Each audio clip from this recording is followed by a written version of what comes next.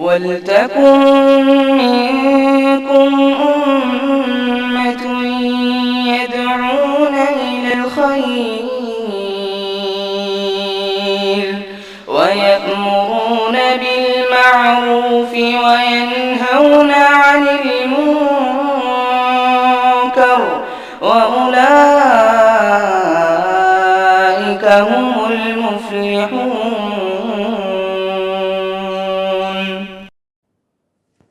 السلام علیکم ورحمۃ اللہ وبرکاتہ. ان الحمد للہ نحمده ونستعینه ونستغفره ونعوذ باللہ من شرور انفسنا ومن سیئات اعمالنا. من يهده الله فلا مضل له ومن يضلل فلا هادي له واشهد ان لا اله الا الله وحده لا شريك له واشهد ان محمدا عبده ورسوله.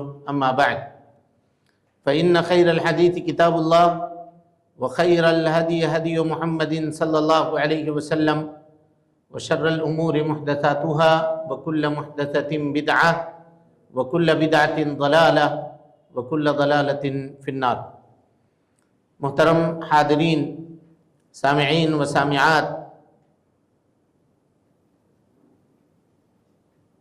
کامیاب ازدواجی زندگی کے سنہرے اصول کے عنوان پر منعقد کیے گئے اس درس کے آخری درس میں ہم آپ تمام حضرات کا خیر مقدم کرتے ہیں اور اللہ رب العالمین سے یہ دعا کرتے ہیں کہ اللہ تعالی ہم سب کے مل بیٹھنے کو قبول فرمائے، علم دین، علم نافع سیکھنے، اس کے مطابق عمل کرنے، اس کی دعوت عام کرنے اور اس راستے میں آنے والی مصیبتوں کے اوپر اللہ رب العالمین ہم سب کو صبر کی توفیق نصیب فرمائے.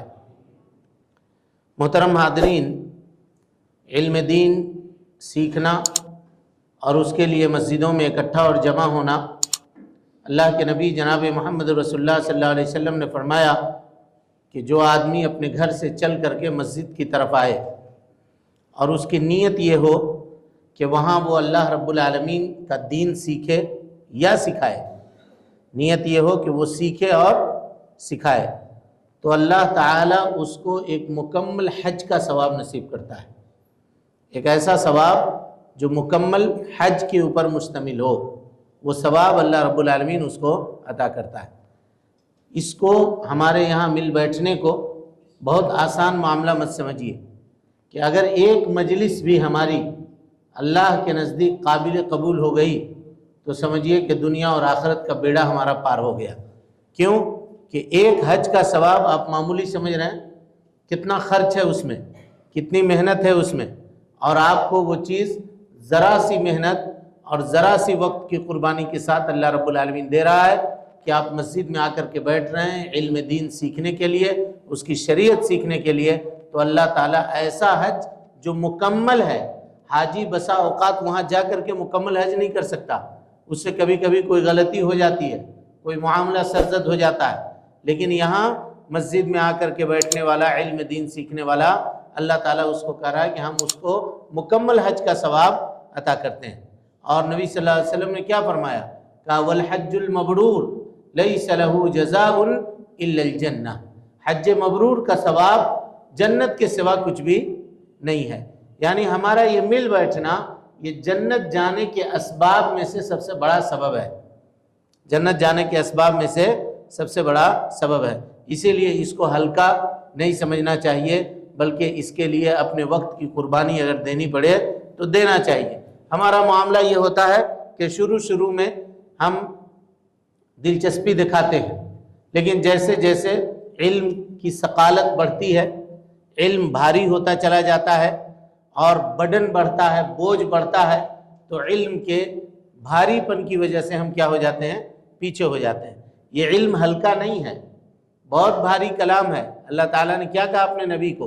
اِنَّا سَنُلْقِي عَلَيْكَ قَوْلًا ثَقِيلًا. اے اللہ کے نبی صلی اللہ علیہ وسلم، ہم آپ کے اوپر بہت بھاری کلام اتارنے والے ہیں.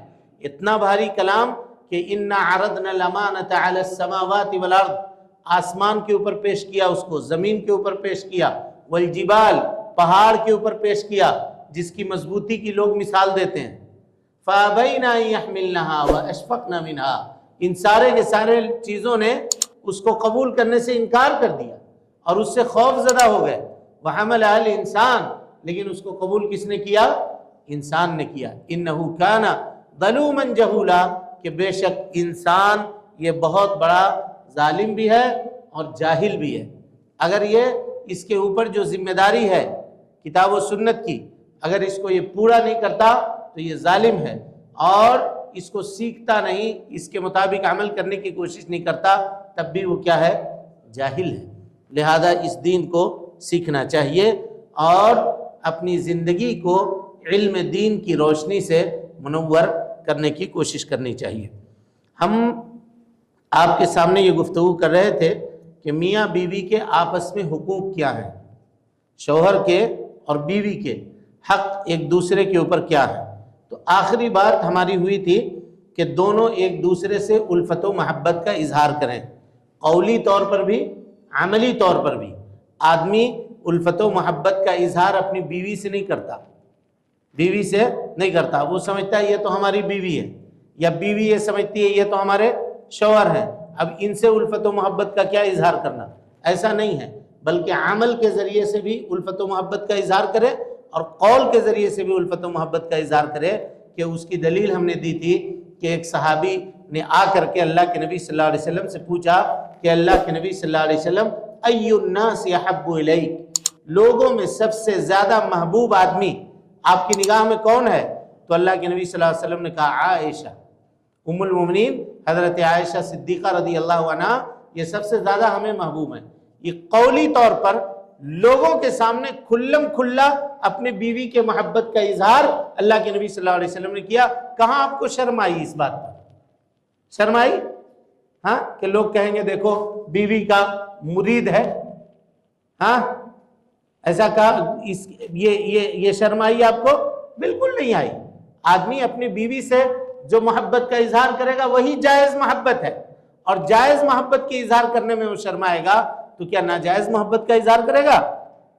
ہاں، اس کو سمجھنا چاہیے اور عملی زندگی کے اندر اس کو نافذ کرنا چاہیے. بسا اوقات خاتون ان چیزوں کی محتاج ہوتی ہے اور کبھی کبھی شوہر ان چیزوں کا محتاج ہوتا ہے. دونوں کو ایک دوسرے کی ضرورت سمجھنے کی ضرورت ہے. اسی طرح سے اگر گھر کو ہم لوگ سکون اور شانتی کا گہوارہ بنانا چاہتے ہیں تو اس کے لیے ضروری ہے کہ شوہر کیا کرے؟ وہ اپنے بیوی کے اوپر خرچ کرے، اپنے بیوی کے اوپر خرچ کرے اور اس کو خرچ دینے میں بخالت سے کام نہ لے. اگرچہ بیوی مالدار ہو، بسا اوقات بیوی کیا ہے؟ مالدار ہے، اس کو اپنے والد کے گھر سے پراپرٹی ملی ہے یا دولت ملی ہوئی ہے، اس کے بینک میں بہت پیسہ ہے، باوجود اس کے شوہر کی ذمہ داری یہ ہے کہ وہ اس کا خرچہ دے، اس کی ضرورت دے. بسا اوقات علماء نے یہ لکھا ہے، غور سے اس کو سنیے گا، کہا ہے کہ آپ خود محسوس کریں کہ کون سی چیز کی کمی ہے گھر کے اندر جو ہمارے بیوی کے استعمال کی ہے وہ چیز نہیں ہے. اس کو بولنے سے پہلے لا کر کے آپ مہیا کر دیجئے، اس کو کہنے کی ضرورت نہ پڑے، اس کو بولنے کی ضرورت نہ پڑے. یہ محبت کے اظہار میں سے یا محبت بڑھانے کے اسباب میں سے ایک سبب ہے کہ وہ خرچ کرے اس کے اوپر. اور اسی طرح سے جو مالی حقوق شوہر کے اوپر عائد ہوتے ہیں اس حقوق کی وہ پاسداری کرے. شوہر کس کے لیے؟ اپنے بیوی کے لیے. اور اگر وہ نہیں کرتا ہے، یعنی جو حق ہے وہ اگر نہیں دے رہا ہے تو اس بیوی کو یہ اختیار ہے کہ شوہر کے مال میں سے بغیر بتائے اتنا پیسہ لے لے، بغیر بتائے اتنا پیسہ لے لے. شوہر اس میں کچھ نہیں کر سکتا، اس کو کوئی اختیار نہیں. یعنی جو اور ضرورت سے زیادہ نہیں، اسراف کرنے کے لیے نہیں، پیسہ لٹانے کے لیے، اڑانے کے لیے نہیں، جو جائز ضرورت ہے اس کو پورا کرنے کا. جائز ضرورت کیا ہو سکتی ہے؟ کچھ اس کے پرسنل کچھ ضرورت ہے، کچھ موبائل کا ریچارج وغیرہ ہے، اور اس طرح سے کچھ اس کے سنگار پٹار کے کچھ سامان ہیں. ہاں، یہی سب کچھ اس کی ضرورتیں ہو سکتی ہیں. باقی کھانے پینے کی جو ضرورت ہے وہ تو گھر میں پوری ہوتی ہے. ہو سکتا ہے کبھی باہر سے کچھ کھانے کا اس کا جی چاہ رہا ہو، وہ منگا کر کھانا چاہتی ہے، تو اس کے لیے اس کے جیب میں بھی، اس کے پرس میں بھی کچھ 2-4-5 ہزار آدمی ڈال دے کہ یہ تم مہینے میں خرچ کرو، تو یہ اس کے لیے کیا ہے؟ بولیے مستحب ہے اور بہتر عمل ہے. اس سے ہمیشہ 1 روپے کے خرچ کرنے کے لیے بھی شوہر کو فون کر رہی ہے وہ کہ ہمیں 5 روپے چاہیے, ہمیں 10 روپے چاہیے, ہمیں 20 روپے چاہیے, ہمیں 100 روپیہ چاہیے. تو ایسا محتاج بنا کر کے رکھنے کی ضرورت نہیں ہے. اور خاص طور پر اس کی ضرورت جو ہے اس کے لیے اگر شوہر پورا نہیں کر رہا ہے تو بیوی کو اختیار ہے کہ شوہر کے مال میں سے بغیر بتا کر کے بھی لے لے.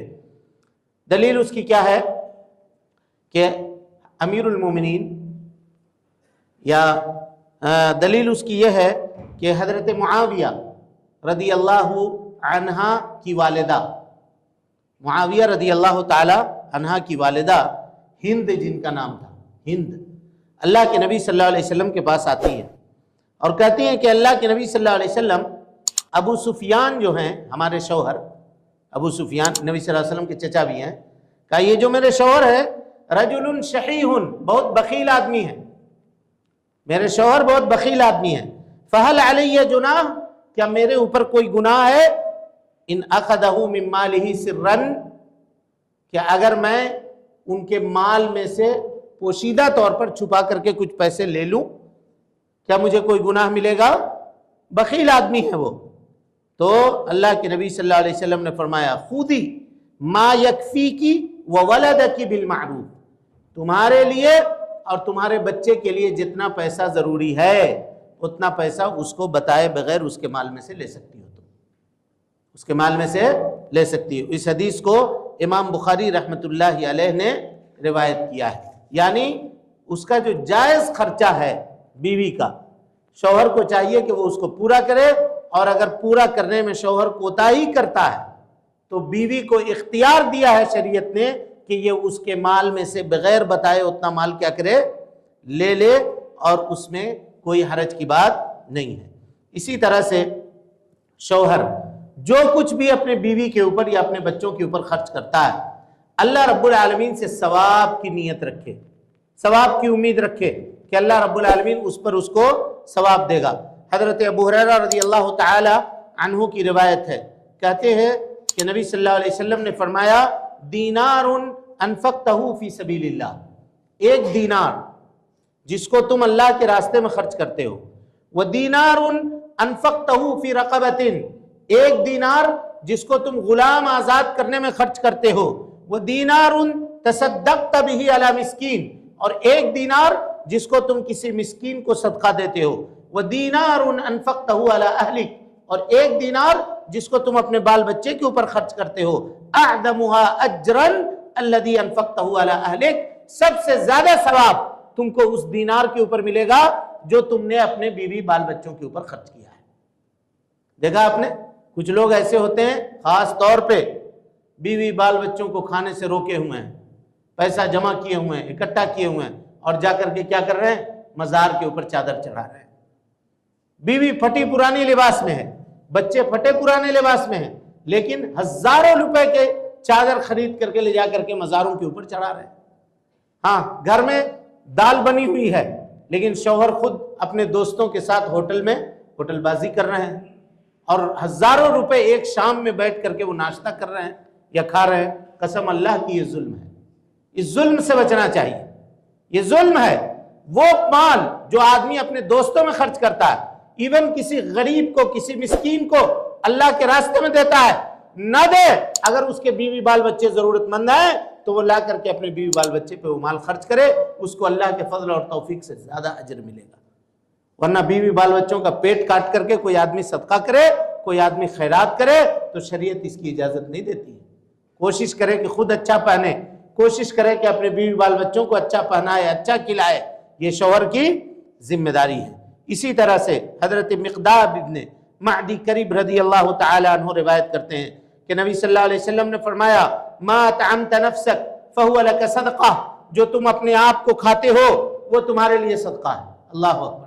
ہم جو کھاتے ہیں خود, یہ کیا ہے, صدقہ ہے, اگر حلال مال سے ہے تو. وما طعمت ولدک, جو تو اپنے بچے کو کھلاتا ہے, فہو لک صدقہ, یہ تمہارے لیے کیا ہے, صدقہ ہے. وما طعمت زوجک, اور جو تو اپنی بیوی کو کھلاتا ہے, فہو لک صدقہ, یہ تمہارے لیے صدقہ ہے. وما اطعمت خادمک, اور جو تو اپنے خادم کو کھلاتا ہے یہ تمہارے لیے صدقہ ہے۔ اس حدیث کو امام احمد نے روایت کیا ہے اور علامہ البانی رحمۃ اللہ علیہ نے اس کو صحیح کہا ہے۔ دیکھا آپ نے کہ آدمی اپنے اہل و عیال پہ، اپنے بیوی بال بچوں کے اوپر خرچ کرے، یہ کیا ہے؟ صدقہ ہے۔ اسی طرح سے اللہ کے نبی صلی اللہ علیہ وسلم نے حضرت سعد ابن ابی وقاص رضی اللہ تعالیٰ عنہ کو خطاب کرتے ہوئے کہا تھا اِنَّكَ لَن تُنْفِقَ نَفَقَةً تَبْتَغِي بِهَا وَجْهَ اللَّهِ إِلَّا وُجِرْتَ عَلَيْهَا حَتَّى مَا تَجْعَلُ فِي فَيِّ امْرَأَتِكَ کہ اللہ کے راستے میں جو کچھ بھی خرچہ کرتا ہے اس کے اوپر اللہ تعالیٰ تمہیں اجر دے گا، یہاں تک کہ وہ لقمہ جس کو بنا کر کے تو اپنے بیوی کے منہ میں ڈالتا ہے اس لقمے کے اوپر بھی اللہ تعالیٰ تمہیں اجر عطا کرے گا، تمہیں اجر عطا کرے گا۔ اگر اللہ رب العالمین کی خوشنودی اور رضامندی کے لیے اگر آدمی یہ کرے تو اللہ تعالیٰ اس کو کیا کرے گا؟ ثواب سے ہمکنار کرے گا۔ اور یہیں پر اللہ کے نبی صلی اللہ علیہ وسلم نے مالی حقوق کو ضائع کرنے سے منع فرمایا ہے کہ شوہر کا کے اوپر جو حق ہے اس کے بیوی کا مال کے سلسلے میں اس کو ضائع کرنے سے منع فرمایا۔ اور یہ چیزیں آج کل کے زمانے میں بہت ہوتی ہیں۔ مہر کتنا ہے تو کہا کہ 5 لاکھ روپے، 10 لاکھ روپے رکھ دو مہر۔ شوہر نے کہا کہ ہاں رکھ دو، اور دل میں اس کے ہے کہ ہم دیں گے نہیں، دل میں کیا ہے کہ ہم نہیں دیں گے۔ مہر رکھ دیا، جتنا چاہے اتنا رکھ دیا، نیت نہیں ہے دینے کی۔ حدیث سنیے، نبی صلی اللہ علیہ وسلم نے فرمایا ایما رجل، تم میں کا کوئی بھی آدمی تزوج امرأتن، اگر کسی خاتون سے نکاح کرتا ہے، علی ما قل من المہر او کثر، چاہے مہر کا مال زیادہ ہو یا کم ہو، لیس فی نفسہ ان یودی الیہا، اس کے دل میں یہ نہیں ہے کہ وہ اس کو ادا کرے گا، بس کہہ دیا کہ ہاں دیں گے، دیکھیں گے، اور اس کے دل میں ہے، کیونکہ اللہ دلوں کے بھید کو بھی جانتا ہے۔ کہا لیس فی نفسہ ان یودی الیہا حقہا، خدعہا، اس نے اس کو دھوکہ دیا، فماتا، اس حال میں کہ وہ مر گیا، ولم یودی الیہا حقہا، اور اس نے اس کا حق اس کو ادا نہیں کیا ہے، لقی اللہ یوم القیامت وہو الزان، اللہ رب العالمین سے وہ ملاقات کرے گا اس حال میں کہ وہ زناکار ہوگا، وہ زناکار ہوگا۔ دیکھا آپ نے، مہر متعین ہے لیکن دل میں ہے کہ مہر نہیں دیں گے، اور خاتون سے اس نے فائدہ اٹھا لیا، اس کو دھوکہ دیا اور مر گیا، تو اگرچہ اس کا رشتہ دنیا میں جائز تھا، نکاح کی گئی تھی، ایجاب و قبول تھا، سب معاملہ تھا، لیکن مہر نہ دینے کی صورت میں، مالی حقوق میں کوتاہی کرنے کی صورت میں، قیامت کے دن اللہ رب العالمین کے یہاں وہ آدمی کیا ٹھہرایا جائے گا؟ بدکار ٹھہرایا جائے گا۔ یعنی زندگی بھر جو اس کے بیوی سے تعلقات قائم ہوئے وہ سب کے سب بدکاری کے اوپر محمول ہوں گے، فجور کے اوپر محمول ہوں گے، ناجائز رشتہ اس کو سمجھا جائے گا اللہ رب العالمین کے نزدیک۔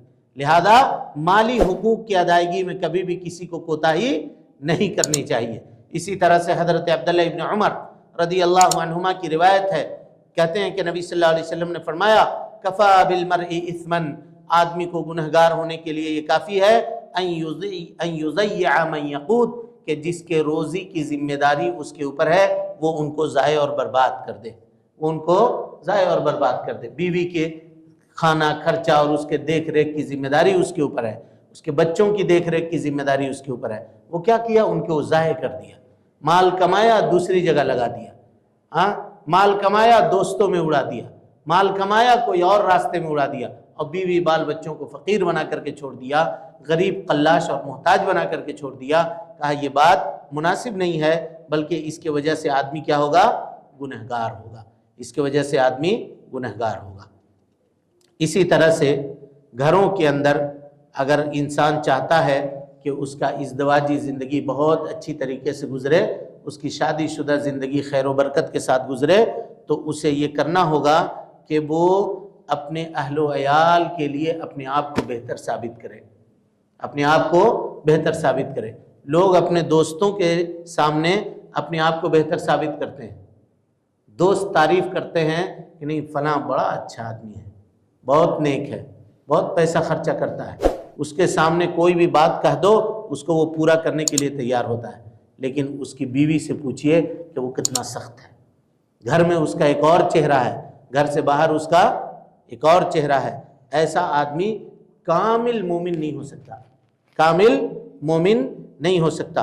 اللہ کے نبی صلی اللہ علیہ وسلم نے فرمایا اکمل المومنین ایمانا، ایمان کے اعتبار سے سب سے کامل مومن وہ ہے احسنہم خلقا، جس کے اخلاق بہتر ہوں، اور اخلاق باہر والوں کے لیے بھی اور گھر والوں کے لیے بھی بہتر ہو۔ باہر ہے تو ہنس رہا ہے، بات چیت کر رہا ہے، سب کچھ، گھر میں آیا ہے تو فرعون بنا ہوا ہے، ہاں، بچہ دیکھ کر کے ڈر جا رہا ہے، کنارے بیٹھ جا رہا ہے، بچی سہم کے مارے ایک کونے میں چلی جا رہی ہے، بات نہیں کر رہی ہے، بیوی ہے کہ تھر تھر کانپ رہی ہے اس کے سامنے کہ کس وقت مارنا شروع کر دے، کس وقت گالی دینا شروع کر دے، کس وقت گھر میں اٹھا پٹک شروع کر دے۔ یہ آدمی ایمان کے اعتبار سے کامل نہیں ہو سکتا۔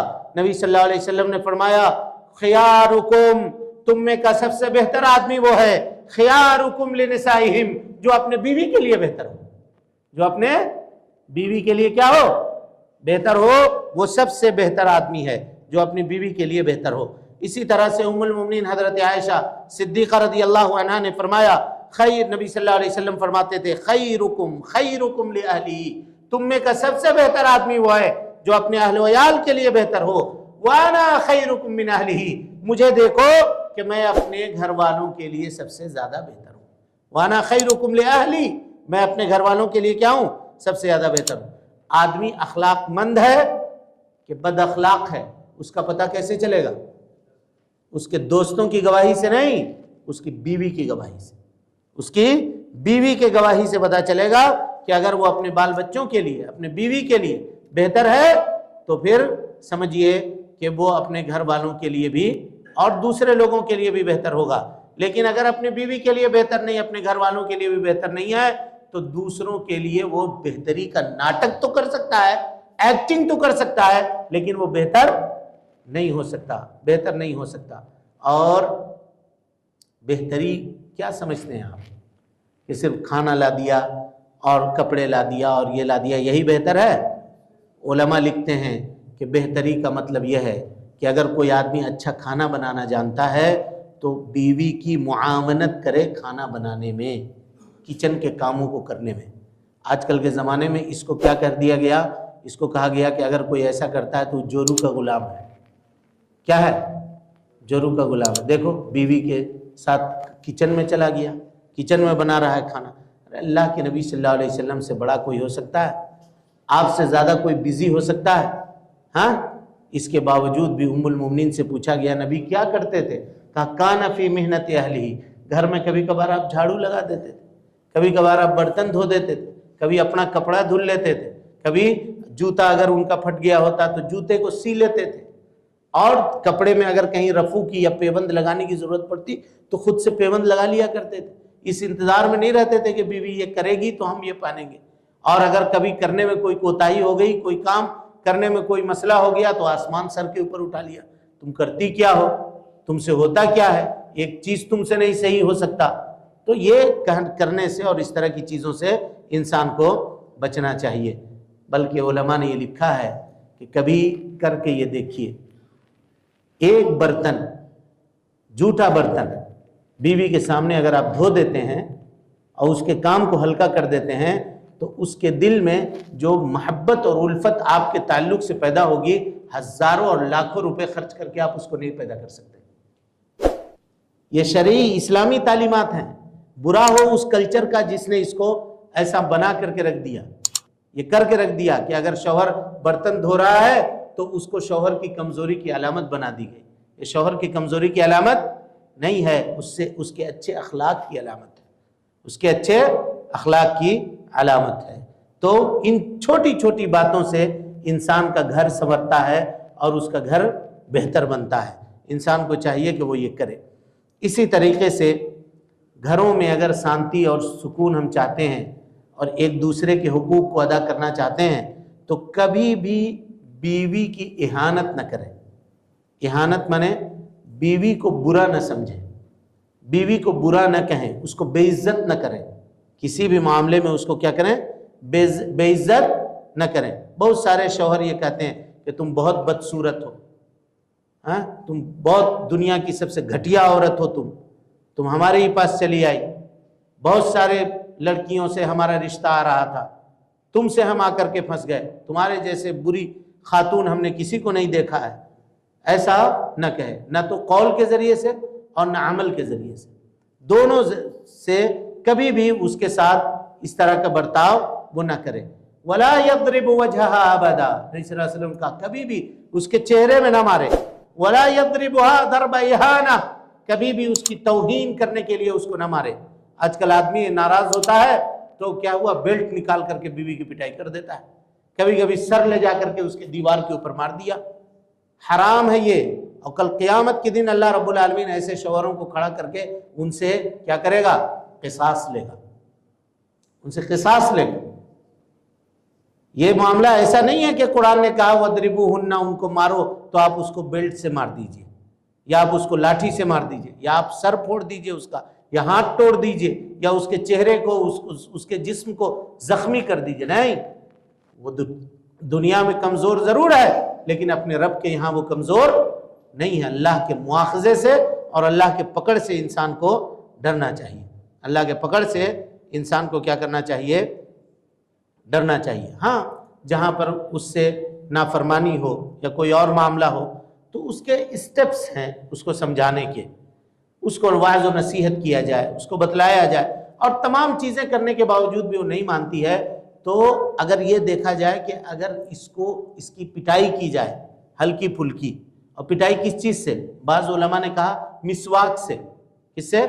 مسواک سے۔ یہ مسواک سے کتنا مار لگے گا اس سے، یا نہیں تو کہا کپڑے کے کنارے سے، آدمی جو چادر اوڑھتا ہے اس چادر کے کنارے سے مارے، کیا لگے گا اس سے؟ کہا اسی سے اتنی ہی اجازت ہے۔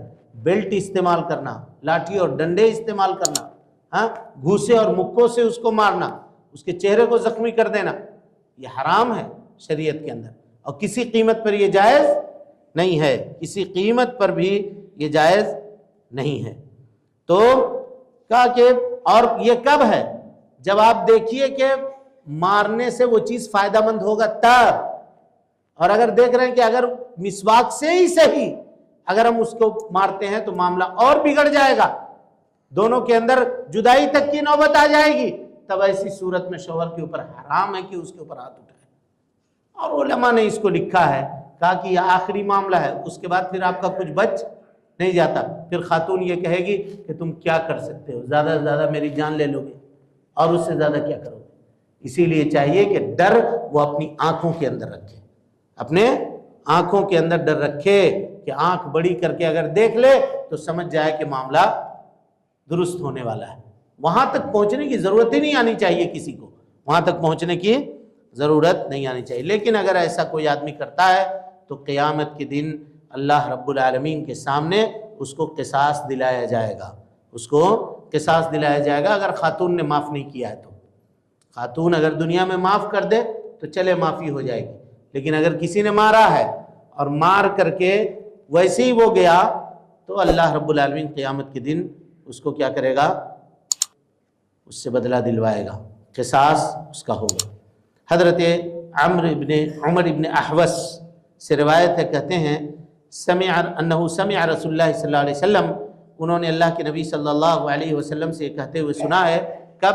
حجۃ الوداع میں نبی صلی اللہ علیہ وسلم نے اللہ کی تعریف بیان کی، اللہ کی حمد و ثنا بیان کی، اور اس کے بعد کہا الا واستوصوا بالنساء خیرا، لوگوں عورتوں کے بارے میں خیر کی نصیحت میری قبول کرو، فإنہن عندکم عوان، وہ تمہارے نزدیک قیدی ہیں، تمہارے پاس کیا ہیں؟ قیدی ہیں، لیس تملکون منہن شیئا غیر ذلک، تم اس سے زیادہ ان کے اوپر کسی چیز کی ملکیت نہیں رکھتے ہو، الا ان یاتین بفاحشۃ مبینہ، مگر یہ کہ وہ کھلم کھلا برائی کا ارتکاب کریں، فإن فعلنا ذلک، اگر وہ کھلم کھلا برائی کا ارتکاب کر رہی ہیں، فہجروہن فی المضاجع، ان کو اپنے بستروں سے الگ کر دو، وَاضْرِبُوهُنَّ ضَرْبًا غَيْرَ مُبَرَّحٍ، اور ان کو اگر مارنے کی ضرورت پڑے تو اتنا مارو جو ان کو ان کے جسم کو نقصان نہ پہنچائے اور ان کے دل کو بھی ٹھیس نہ پہنچائے۔ یہ دونوں چیزیں ہونی چاہیے، جسم میں بھی نقصان نہ ہو، دل میں بھی ٹھیس نہ پہنچے۔ فَإِنْ أَطَعْنَكُمْ، اگر وہ تمہاری اطاعت کر لیتے ہیں، تمہاری فرما برداری کر لیتے ہیں، فَلَا تَبْغُوا عَلَيْهِنَّ سَبِيلًا، تو اب اس کے اوپر ظلم و زیادتی کرنے کا حق تمہیں حاصل نہیں ہے۔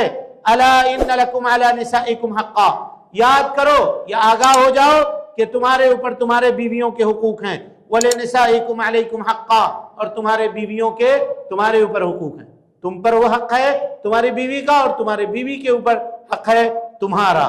فحقکم علیہن، تمہارا حق ان کے اوپر یہ ہے اللہ یؤتینا فرشکم من تکرہونہ، کہ وہ تمہارے بستر کے اوپر اس کو بیٹھنے نہ دے جس کو تم ناپسند کرتے ہو، یعنی تمہارے گھر میں اس شخص کو نہ آنے دیں جس کو تم ناپسند کرتے ہو.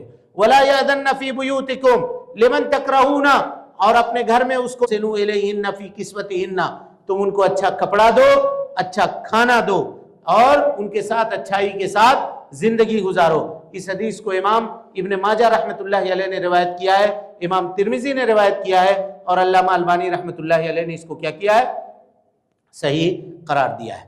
اسی طریقے سے شوہر کے اوپر جو ذمہ داری گھر کے اندر عائد ہوتی ہے اس میں ایک ذمہ داری یہ بھی ہے کہ وہ کچھ کھیل کود کا انتظام اپنے بیوی کے ساتھ کرے. اگرچہ عمر کے ایک مقام کے اوپر وہ کیوں نہ پہنچ گیا ہو، بوڑھا کیوں نہ ہو گیا ہو، تب بھی اگر اس کی بیوی اہلیہ بوڑھی ہے اور موجود ہے تو دونوں ایک دوسرے کے انٹرٹینمنٹ کے لیے، جس کو آپ کہتے ہیں وہ دل کے بہلاوے کے لیے، اگر کوئی آدمی پردے میں رہ کر کے عزت و آبرو میں رہ کر کے کوئی کھیل کود کا معاملہ آپس میں وہ کرنا چاہتے ہیں تو کر سکتے ہیں، اس میں کوئی حرج کی بات نہیں ہے. اللہ کے نبی جناب محمد رسول اللہ صلی اللہ علیہ وسلم کی زندگی اس سلسلے میں ہمارے لیے نمونہ ہے. ام المومنین حضرت عائشہ صدیقہ رضی اللہ عنہا کہتی ہیں کہ میں اللہ کے نبی صلی اللہ علیہ وسلم کے ساتھ ایک سفر میں تھی، اور سفر کیا تھا؟ لڑائی کی سفر تھی، غزوے کی سفر تھی، جنگ کرنے کے لیے آپ جا رہے تھے. ایک مقام پر نبی صلی اللہ علیہ وسلم نے صحابہ کو کہا تم لوگ آگے جاؤ، سب کو کہہ دیا چلو آگے بڑھو. سارے صحابہ آگے بڑھ گئے، پیچھے نبی صلی اللہ علیہ وسلم اور ام المومنین بچ گئے. نبی صلی اللہ علیہ وسلم نے ام المومنین کو اتارا ان کی سواری سے، اور اس کے بعد کہا عائشہ چلو دوڑ کا مسابقہ کرتے ہیں، دوڑ کا مسابقہ کرتے ہیں، رننگ کرتے ہیں، کون کس کو ہرا سکتا ہے، کون کس کو جیتا سکتا ہے.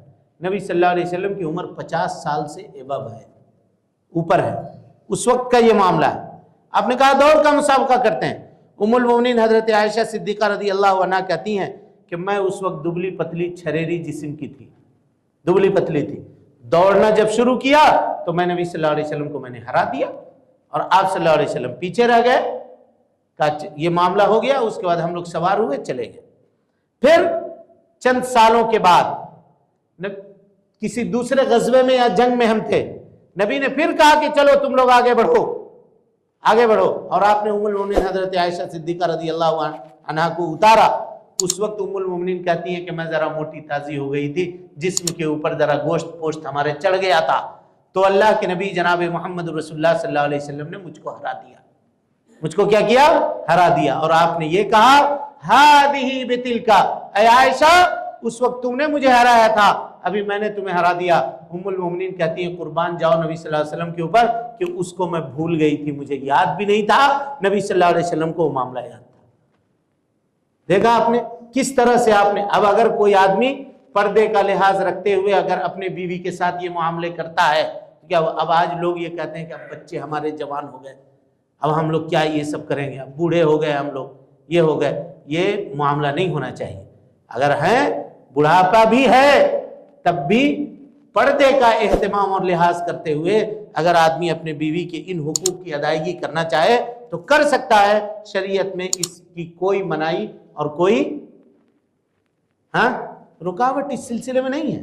اس سلسلے میں دین کو لوگ سمجھتے ہیں کہ یہ بہت ایک دم جکڑا ہوا دین ہے، یہاں پہ کچھ ایسی چیزیں موجود ہی نہیں ہیں.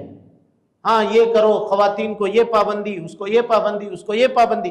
تو جہاں پابندی ہے وہاں چھوٹ ہے یا نہیں ہے آپ کی شریعت میں؟ دیکھا کہ نہیں دیکھا آپ نے؟ حدیثوں سے آپ کو سمجھ میں آ رہا ہے یا نہیں آ رہا؟ اب اگر ہم اس کی تعلیم ہی نہ لیں، ہم اس کو نہ پڑھیں، تو اس میں کس کا قصور ہے بتائیے؟ ہمارا اپنا قصور ہے. شریعت نے ہم کو ان چیزوں کی اجازت دی ہے. اسی طریقے سے اگر کوئی مباح کام ہے، جائز کام ہے، حرام کام نہیں ہے، اور بیوی خواہش کر رہی ہے کہ ہم یہ کریں، تو شوہر کو چاہیے کہ وہ کرے. ایک مثال میں دیتا ہوں. ابھی سیلاب آیا تھا، ندی میں پانی خوب آیا. ہاں اب اگر بیوی خواہش ظاہر کر دے کہ کہ ہم کو ذرا لے کر کے چلیے اور دکھائیے، ہم ندی دیکھیں گے، پانی بڑا ہوا ہے۔ تو شوہر کہے کہ نہیں، اب تم کو وہاں کیا لے کر کے جائیں گے، چلو تم گھر میں بیٹھو، تمہارے لیے پردے کا حکم ہے۔ یہ جائز ہے؟ ہاں، مباح ہے وہ چیز دیکھنا۔ ہاں کہے کہ چلیے نئی پکچر ریلیز ہوئی ہے، ذرا دونوں مل کر کے دیکھ کے آئیں، تو اس وقت آپ منع کر دیجئے، نہیں وہ جائز نہیں ہے، حرام ہے، وہ نہ گھر میں نہ تھیٹر میں نہ سنیما ہال میں، کہیں بھی اس کو دیکھ نہیں سکتے۔ لیکن مباح چیز ہے، کہہ رہے کہ زو میں کوئی نیا شیر آیا ہے، چلیے ذرا دیکھ کر کے آتے ہیں، چلو اگر آپ کو فرصت ہے تو آپ اس کو لے کر کے جائیے۔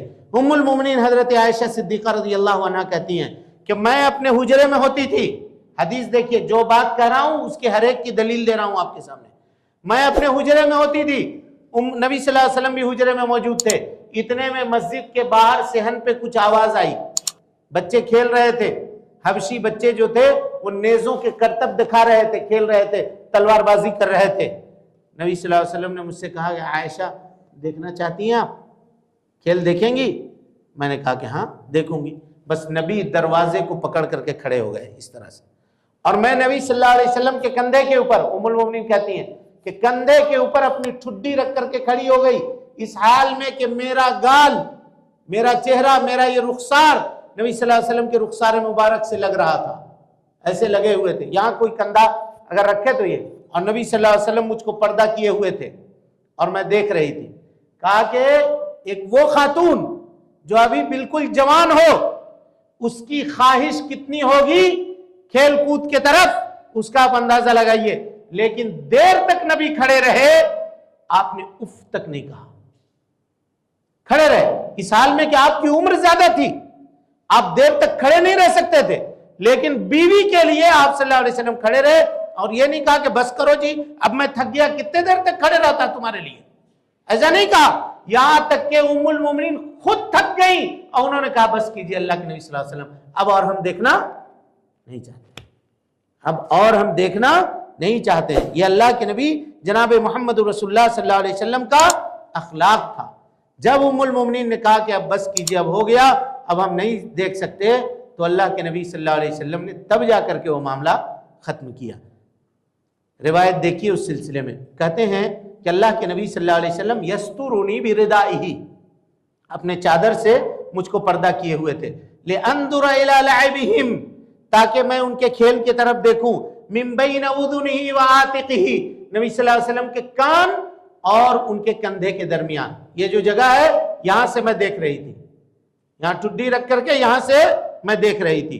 یقوم من اجلی، نبی صلی اللہ علیہ وسلم میری وجہ سے کھڑے رہے، یقوم من اجلی، میرے وجہ سے کھڑے رہے، حتی اکون انا التی انصرف، یہاں تک کہ میں نے ہی کہا کہ اب ہو گیا، اب اس سے زیادہ ہم نہیں دیکھیں گے۔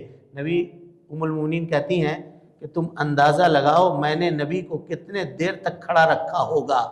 فَقْدُرُوا قَدْرَ الْجَارِيَةِ الْحَدِيثَةِ السِّنِّ، وہ بچی کے بارے میں اندازہ لگاؤ جو ابھی کم عمر بچی تھی، وہ کتنے دیر تک کھڑے ہو کر کے اس کھیل کو دیکھ سکتی تھی۔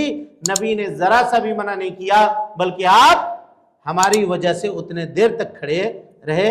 یہ اللہ کے نبی جناب محمد رسول اللہ صلی اللہ علیہ وسلم کا اخلاق تھا، نبی صلی اللہ علیہ وسلم کا اخلاق تھا۔ ہاں لیکن اگر یہ حرام ہو، اب کہے کوئی کہ نہیں گھر میں ٹی وی لگا دیجئے، ڈش کا کنیکشن لگا دیجئے، فلاں لگا دیجئے، تو آپ اس میں منع کر سکتے ہیں، ناجائز ہے وہ جائز اور درست نہیں ہے، اس میں بہت ساری چیزیں آتی ہیں۔ ہاں ٹی وی لگا دیجئے تاکہ ہم اس میں قرآن مجید کی تلاوت سنیں، تاکہ ہم اور کچھ سنیں، تاکہ تقریر سنیں، چلو بھائی وہ کیا جا سکتا ہے۔ بہرحال اسی طریقے سے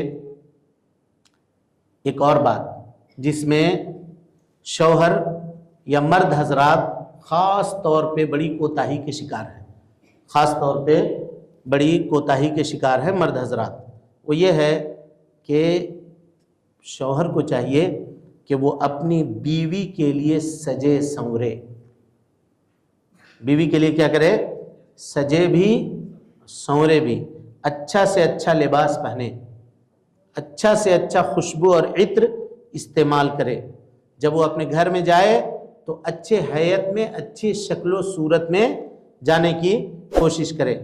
اس حال میں وہ گیا کہ جسم سے پسینے کی بدبو آ رہی ہے اور کوئی معاملات ہیں، نہایا نہیں 3-4 دنوں سے، تو اب ایسی صورت میں ظاہر ہے جو اس کے ساتھ ہے اس کو کراہت محسوس ہوگی، تو یہ کرنا جائز نہیں ہے۔ کہ اگر اس طرح کی کوئی بات ہے تو آدمی جائے، غسل کرے اور صاف ستھرا ہو کر کے تب آ کر کے بیٹھے گھر کے اندر۔ ہاں، اللہ کے نبی جناب محمد رسول اللہ صلی اللہ علیہ وسلم کے سلسلے میں پوچھا گیا ام المومنین حضرت عائشہ صدیقہ رضی اللہ عنہا سے کہ نبی صلی اللہ علیہ وسلم جب گھر میں آتے بِأَيِّ شَيْءٍ كَانَ يَبْدَأُ النَّبِي صلی اللہ علیہ وسلم اذا دخل بَيْتَهُ، اے ام المومنین، اللہ کے نبی صلی اللہ علیہ وسلم جب آپ کے گھر میں آتے تھے تو کس چیز سے شروعات کرتے تھے؟ کیا کرتے تھے گھر میں آ کے سب سے پہلے؟ تو ام المومنین نے کہا بالسواک، نبی صلی اللہ علیہ وسلم مسواک کرتے تھے تاکہ منہ کے اندر جو بدبو ہو یا منہ کے اندر جو، اور بہت دیر تک اگر آدمی بول رہا ہے تو منہ میں بدبو آتی ہے، بہت دیر تک اگر آدمی خاموش ہے تو منہ میں بدبو آتی ہے، اور آج کل کے اس زمانے میں خاص طور پہ جو شوگر وغیرہ کے پیشنٹ ہوتے ہیں ان کے منہ سے کیا آتی ہے؟ بہت کریہ بدبو آتی ہے۔ بسا اوقات کسی بھی بدبو سے زیادہ خطرناک بدبو منہ کی بدبو ہوتی ہے۔ اگر آدمی دیکھ رہا ہے کہ اس طرح کی چیز ہے تو اسے چاہیے کہ وہ برش کرے، بار بار برش کرے، یا جو چیزیں اس بدبو کو زائل کرنے کی ہیں، استعمال کرنے کی، اس کو استعمال کرے، کیونکہ یہ شریعت کے اندر مباح عمل ہے، بلکہ ضروری عمل ہے کہ اللہ کے نبی صلی اللہ علیہ وسلم جب اپنے گھر میں داخل ہوتے تو آپ صلی اللہ علیہ وسلم اپنے منہ کو پاک و صاف کرتے، جبکہ آپ کا منہ سے زیادہ کس کا منہ پاک و صاف ہوگا؟ نبی صلی اللہ علیہ وسلم کے منہ سے زیادہ کسی کا منہ پاک و صاف ہو سکتا ہے؟ اللہ اکبر، ہرگز نہیں ہو سکتا۔ آپ اپنے منہ مبارک کو کیا کرتے؟ پاک و صاف کرتے، اس کو مسواک کیا کرتے تاکہ اس میں جو بدبو ہے اور جو کچھ ہے اس کو زائل کیا جا سکے۔ حضرت عبداللہ ابن عباس رضی اللہ عنہما کہتے ہیں انی اتزین لامراتی، میں اپنے بیوی کے لیے اس طرح سے سجتا ہوں، سنورتا ہوں، کما اتزین لربی، جیسے میں اپنے رب کے لیے سجتا اور سنورتا ہوں۔ کیا مطلب ہوا اس کا؟ اس کا مطلب کیا ہوا؟ اللہ تعالیٰ فرماتا ہے یا ایھا الذین آمنوا خذوا زینتکم عند کل مسجد، اے ایمان لانے والو جب تم مسجد میں جاؤ تو زیب و زینت اختیار کرو، زیب و زینت اختیار کرو۔ تو کہا جس طرح سے رب کے سامنے آنے کے لیے میں زیب و زینت اختیار کرتا ہوں، اچھے کپڑے پہنتا ہوں، اسی طرح بیوی کے پاس جانے کے لیے بھی اچھے کپڑے پہنتا ہوں اور اچھے کپڑے پہن کر کے اس کے سامنے جاتا ہوں۔ تو اس سے یہ پتا چلا کہ مرد کو چاہیے کہ ان چیزوں کا وہ لحاظ رکھے۔ اس میں اکثر لوگ کوتا ہوتے ہیں، کام اسی کپڑے پہ کام کر رہے ہیں، وہی کپڑا پہن کر کے جا کر گھر میں موجود ہیں، تو ظاہر ہے پسینے کی بدبو ہے اور دوسری چیزوں کی بدبو ہے، اور یہ ہے تو اس سے انسان کو کراہت محسوس ہوتی ہے۔ تو جس طرح سے وہ یہ پسند کرتے ہیں کہ سامنے والا ہمارے ساتھ معاملہ کرے، خود بھی ان کو اس معاملے میں پہل کرنا چاہیے، اس معاملے میں پہل کرنا چاہیے۔ یہاں تک جو باتیں تھیں وہ سب کے سب مردوں کے تعلق سے تھیں۔ اب اس کے بعد وہ باتیں جن کا لحاظ عورتوں کو رکھنا ضروری ہے، اب ہم اس کے طرف منتقل ہوتے ہیں۔ سب سے پہلی چیز جو عورت کے اوپر واجب ہے اس کے شوہر کے حقوق میں سے، وہ یہ ہے کہ اپنے شوہر کی اطاعت کرے، وہ اپنے شوہر کی اطاعت کرے، فرما برداری کرے، معصیت کے علاوہ اللہ کی گناہ میں۔ شوہر کہے کہ منہ کھول کے، چہرہ کھول کر کے ہمارے دوستوں کے پاس آؤ، منع کرے گی کہ آپ کی بات نہیں مانے، کہا بغیر برقع نقاب ہٹاؤ یہ سب، چلو ایسی ہمارے ساتھ فلاں پارٹی میں، سب لوگ ایسی رہیں گے، تم بھی ایسی رہو۔ کیا کریں گے اس وقت؟ شوہر کی بات مانیں گے؟ ہاں نہیں مانیں گے، انکار کر دیں گے، کہا نہیں آپ کی بات ہم اس سلسلے میں نہیں مانیں گے، بات نہیں مانیں گے۔ ہاں لیکن ایک بات اور ہے یہاں پہ، شوہر ہے اور والد ہے، ٹھیک ہے، یعنی لڑکی کے والد، شوہر کسی چیز کا حکم دے رہے ہیں اور ابا کسی چیز کا حکم دے رہے ہیں، تو دونوں میں سے کس کی بات مانیں گے؟ کس کی بات مانیں گے بتائیے؟ بعض علماء نے یہ کہا کہ خاتون کے لیے اس کے شوہر کا حق ماننا یہ زیادہ ضروری ہے اس کے ماں باپ کے حق ماننے سے بھی، یا ماں باپ کا آرڈر ماننے سے بھی۔ ماں باپ کے آرڈر کو وہ چھوڑ بھی سکتی ہے اگر شوہر کا آرڈر اس کے مخالف ہو تو، ٹھیک ہے۔ شوہر کا حق جو ہے یہ مقدم ہے، اوپر ہے، زیادہ ہے اس کے ماں باپ کے حق سے بھی۔ اور اگر شوہر حکم دے کسی چیز کا جس میں معصیت نہیں ہے، گناہ نہیں ہے، تو ایسی صورت میں کیا کرے؟ وہ شوہر کی بات مانے۔ اور اسی طریقے سے ایک طرف والد ہیں اور ایک طرف شوہر ہیں، دونوں آرڈر دے رہے ہیں کسی چیز کا، تو دونوں میں سے کس کے آرڈر کو فالو کرے گی؟ وہ شوہر کے آرڈر کو فالو کرے گی۔ یہ ایک خاتون کے اوپر جو اس کے شوہر کا جو حق ہے، ان حقوق میں سے سب سے پہلا حق یہی ہے، سب سے پہلا حق یہی ہے، اور واجب ہے۔ یہ عمل کیا ہے؟ واجب ہے، اور اس کے اوپر بڑا ثواب ہے۔ یہ مت سمجھیے کہ یہ معاملہ ایسے ہی ہے، اس کے اوپر بڑا ثواب ہے۔ نبی صلی اللہ علیہ وسلم کی حدیث دیکھیے، مسند احمد کی روایت ہے، آپ صلی اللہ علیہ وسلم نے فرمایا اذا صلت المرأة خمسها، اگر خاتون 5 وقت کی نماز پڑھے، وصامت شہرہا، 1 مہینے کا روزہ رکھے یعنی رمضان کا، وحفظت فرجہا، اپنی عزت و آبرو کی حفاظت کرے، واطاعت زوجہا، اور اپنے شوہر کی فرما برداری کرے، قیل لها ادخلی الجنة من ای ابواب الجنة شئتی، اللہ تعالیٰ اس سے کہے گا کہ جنت کے 8 دروازوں میں سے جس دروازے سے تمہارا جی چاہتا ہے جنت میں چلی جاؤ۔ تو شوہر کی اطاعت کرنا یہ کیا ہے؟ اس کا حکم کیا ہے؟ بولیے۔ ہاں، واجب ہے۔ کیا ہے؟ واجب ہے۔ کیسے واجب ہے؟ نماز پڑھنا کیا ہے؟ روزہ رکھنا کیا ہے؟ عزت و آبرو کی حفاظت کرنا کیا ہے؟ واجب ہے نہیں ہے؟ بولیے۔ واجب واجب واجب کا صلت المرأة خمسہا، واجب 5 وقت کی نماز پڑھنا۔ فرض ہے، فرض واجب دونوں ایک ہی معنی میں ہیں۔ فرض ہے 1 مہینے کا روزہ رکھنا رمضان کا، کیا ہے؟ فرض ہے۔ عزت و آبرو کی حفاظت کرنا کیا ہے؟ فرض ہے۔ اور اس کے بعد ذکر کیا وَأَطَاعَتْ بَعْلَهَا، اپنے شوہر کی فرما برداری کرے۔ 1 فرض، 2 فرض، 3 فرض، اور چوتھا چیز کیا ہوگا؟ وہ بھی فرض ہوگا، وہ بھی فرض ہوگا۔ سمجھ گئے یا نہیں سمجھے؟ سمجھے نہیں سمجھے؟ بولیے۔ تو ایسی صورت میں اس کو کیا کرنا ہے؟ اس کو کیا کرنا ہے؟ اپنے شوہر کی اطاعت و فرما برداری کرنا ہے۔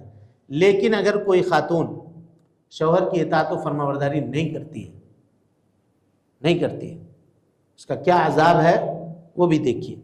اللہ کے نبی صلی اللہ علیہ وسلم نے فرمایا، حضرت عبداللہ ابن عمر رضی اللہ عنہما راوی حدیث ہیں، کہتے ہیں کہ 2 طرح کے لوگ ایسے ہیں کہ ان کی نمازیں ان کے سروں سے اوپر نہیں جاتی۔ 2 طرح کی لوگ ایسے ہیں کہ ان کی نمازیں ان کے سروں سے اوپر نہیں جاتی۔ اثنانی لا تزاوج صلاتهما رؤوسهما، 2 طرح کے لوگ ایسے ہیں جن کی نمازیں ان کے سروں سے اوپر نہیں جاتی، یعنی جب اوپر نہیں جائیں گی تو اس کے اوپر ان کو ثواب بھی نہیں ملے گا، اس کے اوپر ان کو ثواب بھی نہیں ملے گا۔ کون کون ہے؟ کا عبد آبق من موالیہ، وہ غلام جو اپنے آقا سے بھاگ گیا ہو، غلام اپنے آقا سے بھاگ گیا ہو، اور حتی یرجع الیہم، یہاں تک کہ وہ اپنے آقا کی طرف لوٹ کر کے آ جائے، یہ پہلا آدمی۔ وامرأة عصت زوجها، اور وہ خاتون جس نے اپنے شوہر کی نافرمانی کی ہو، حتی ترجع، یہاں تک کہ وہ اس کی فرما برداری کرنے لگے، یعنی جب تک شوہر کی نافرمانی وہ کرنے والی ہے تب تک اس کی نمازیں بھی کیا ہوگی؟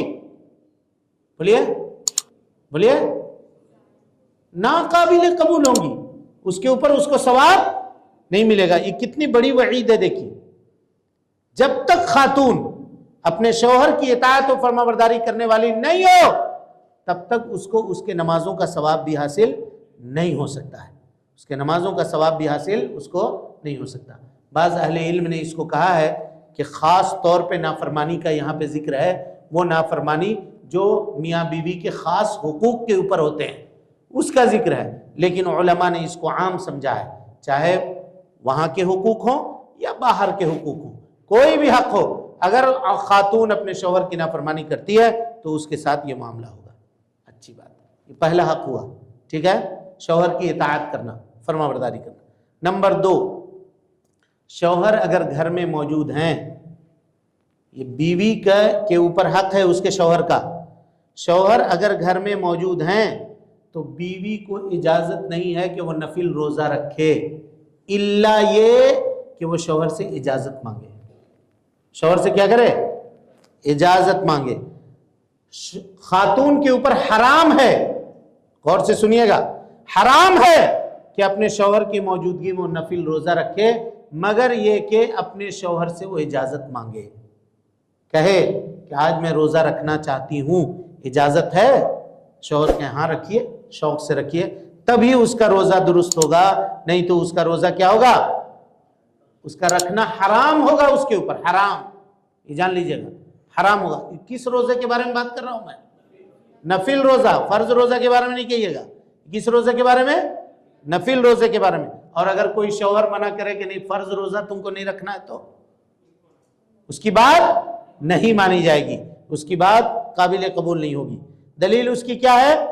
حضرت ابو ہریرہ رضی اللہ عنہ کہتے ہیں کہ اللہ کے نبی صلی اللہ علیہ وسلم نے فرمایا لا تصوم المرأۃ، کوئی بھی خاتون روزہ نہ رکھے الا وبعلها شاہد، کہ اس کا شوہر اس کے گھر میں موجود ہو، الا باذنہ، مگر یہ کہ اس کی اجازت سے، اس کی اجازت سے رکھے، ایسے نہیں رکھے. اس حدیث کو امام بخاری نے اپنے صحیح کے اندر روایت کیا ہے، اپنے صحیح کے اندر روایت کیا. اور علماء کہتے ہیں کہ اس حدیث میں یہ دلالت ہے کہ شوہر اگر گھر میں موجود ہو تو عورت نوافل عبادت کے اوپر بھی شوہر کے معاملات کو ترجیح دے. ظہر کا نفل ابھی باقی ہے، فرض نہیں، نفل باقی ہے، ظہر کا نہیں پڑھے ہیں ابھی. شوہر کہہ رہے ہیں کہ ہمیں کھانا دو، تو پہلے شوہر کو کھانا جا کر کے دے گی کہ نفل پڑھے گی؟ نماز کیا کرے گی؟ کھانا دے گی پہلے، اس کے بعد. اور اسی طریقے سے علماء کہتے ہیں کہ یہی وجہ ہے کہ ام المومنین حضرت عائشہ صدیقہ رضی اللہ عنہ رمضان کے چھوٹے ہوئے روزے کب رکھتی تھی؟ شعبان میں رکھتی تھی، شعبان میں رکھتی تھی. کیوں؟ وہ خود بیان کرتی ہیں لمکان رسول اللہ صلی اللہ علیہ وسلم، اللہ کے نبی صلی اللہ علیہ وسلم کی وجہ سے، نبی صلی اللہ علیہ وسلم کی وجہ سے میں کیا کرتی تھی؟ رمضان میں میرے جو چھوٹے ہوئے روزے ہوتے تھے اس کو آئندہ سال شعبان میں یعنی 11 مہینہ لیٹ کر کے میں رکھا کرتی تھی. سمجھ رہے ہیں بات کو کہ نہیں سمجھ رہے ہیں؟ جی. تو نوافل عبادت کے اوپر بھی شوہر کی اطاعت کو کیا کرنا ہے؟ ترجیح دینا ہے. نوافل عبادت کے اوپر بھی شوہر کی اطاعت و فرما برداری کو ترجیح دینا ہے. اسی طرح سے خاتون اگر تہجد گزار ہے اور شوہر اس کا اس روز منع کر رہا ہے کہ آج نہیں پڑھو تہجد، اس کی اپنی کوئی ضرورت ہے جس کی وجہ سے وہ منع کر رہا ہے، تو خاتون کیا کرے گی؟ نہیں زبردستی نہیں، ہم پڑھیں گے ہی. ہاں بولیے، نہیں، نفل نماز ہے، وہ اس نماز کو ترک کرے الا یہ کہ اس کی اجازت ہو، اس کی اجازت ہو. اسی طرح سے خاتون کے اوپر جو حقوق عائد ہوتے ہیں اس کے شوہر کے، ان حقوق میں سے ایک حق یہ بھی ہے کہ اپنے گھر میں وہ کسی کو آنے نہ دے، کسی اجنبی کو اپنے گھر میں آنے نہ دے الا یہ کہ شوہر کی اجازت ہو. گھر میں پھوپھا آ رہے ہیں، اپنے خالو آ رہے ہیں، اپنے بہنوئی آ رہے ہیں، اپنے کوئی اور رشتہ دار آ رہے ہیں، کوئی اور رشتہ دار آ رہے ہیں، جب تک شوہر کی اجازت نہیں ہوگی تب تک اس کو گھر کے اندر آنے کی اجازت نہ دے. سمجھ رہے ہیں؟ یہ اس کے حقوق ہیں. ہاں شوہر کے جانب سے اگر اجازت مل جائے کیا کہ اگر فلاں ہے تو اس کو بلا کر کے بٹھا لینا گھر میں، فلاں مہمان آنے والے ہیں اس کو ذرا ریسیو کر لینا، فلاں مہمان آنے والے ہیں اس کو گھر کے اندر آ جانا، دیکھنا اس کو کوئی طرح کی پریشانی نہ ہو. اگر اس طرح کی اجازت مل گئی ہے تو کوئی حرج کی بات نہیں ہے. لیکن اگر اجازت نہیں ملی ہے اور اچانک کوئی رشتہ دار آ کے دروازے پہ کھڑا ہے، فوراً شوہر کو فون لگائیے، فلاں صاحب آئے ہوئے ہیں، گھر کے دروازے پر ہیں، اگر آپ کہیں تو ان کو اندر بلا لے. اگر وہ کہے کہ ہاں بلا لو تو بلائیے، اور نہ بلائے تو کہیے ہمارے شوہر کی اجازت نہیں ہے، ہمارے شوہر کی اجازت نہیں ہے. یہ حق ہے. یہ حق ہے کس کے اوپر؟ بولیے. بیوی کے اوپر اس کے شوہر کا حق ہے کہ وہ اجازت طلب کرے. اسی طریقے سے بیوی کے اوپر اس کے شوہر کا یہ حق ہے کہ شوہر کے مال میں سے بغیر اس کی اجازت کے صدقہ و خیرات بھی نہ کرے، بغیر اس کی اجازت کے صدقہ و خیرات بھی نہ کرے. ایک خاتون آتی ہیں نبی صلی اللہ علیہ وسلم سے، کہا کہ اللہ کے نبی صلی اللہ علیہ وسلم گھر میں کھانا ہوتا ہے، کبھی کبھی ہم لوگ روٹی بنائے ہوتے ہیں، کبھی چاول بنائے ہوئے ہیں، کوئی آ گیا مانگنے کے لیے تو اس وقت بھی شوہر کی اجازت لینی پڑے گی؟ کہا ہاں لینی پڑے گی، وہ تو اس کا افضل مال ہے. شوہر کا افضل مال کیا ہے؟ وہی کھانا ہے، چاول ہے، دال ہے، وہی ہے، وہ دینے سے پہلے، الا یہ کہ شوہر نے یہ کہہ دیا ہو کہ دیکھو کوئی فقیر غریب مسکین اگر آ جایا کرے تو تم اس کو دے دیا کرو، یا آپ خود اس سے اجازت لے لیں کہ اگر آپ گھر میں نہیں رہتے ہیں، بہت سارے لوگ مانگنے والے آتے ہیں، کیا ان کو کچھ ہم دے دیں؟ دے دیجیے۔ اور شوہروں کو بھی چاہیے کہ وہ کچھ پیسے کھلے کروا کر کے 10 20 50 بنا کر کے اپنی بیویوں کے ہاتھ میں رکھ دیں کہ اگر کوئی مانگنے والا آئے، کوئی حاجت مند آئے، کوئی ضرورت مند آئے تو اس کو تم اس میں سے دے دیا کرنا، صدقہ و خیرات کر دیا کرنا۔ یہ کیا کرنا چاہیے؟ کرنا چاہیے۔ لیکن اگر شوہر نے اجازت نہیں دی ہے تو پھر کسی کو نہیں دے سکتی ہے، کسی کو بھی نہیں دے سکتی، چاہے کوئی بھی ہو، چاہے کوئی بھی ہو، اس کو وہ نہیں دے سکتی ہے۔ اللہ کے نبی صلی اللہ علیہ وسلم نے فرمایا لا تنفق المرأة شیئا، غور سے سنیے، کوئی بھی خاتون اپنے شوہر کے مال میں سے کچھ بھی خرچ نہ کرے الا باذن زوجها، مگر اس کے شوہر کی اجازت ہونی چاہیے۔ اس میں وہ پوچھے، صحابہ نے پوچھا کہ کھانا بھی نہیں؟ تو کہا کہ کھانا تو ہمارا سب سے افضل مال ہے، اس کو کیسے خرچ کرو گے؟ شوہر کی اجازت نہیں ہو تو اس کو بھی نہیں کر سکتے، اس کو بھی نہیں کر سکتے۔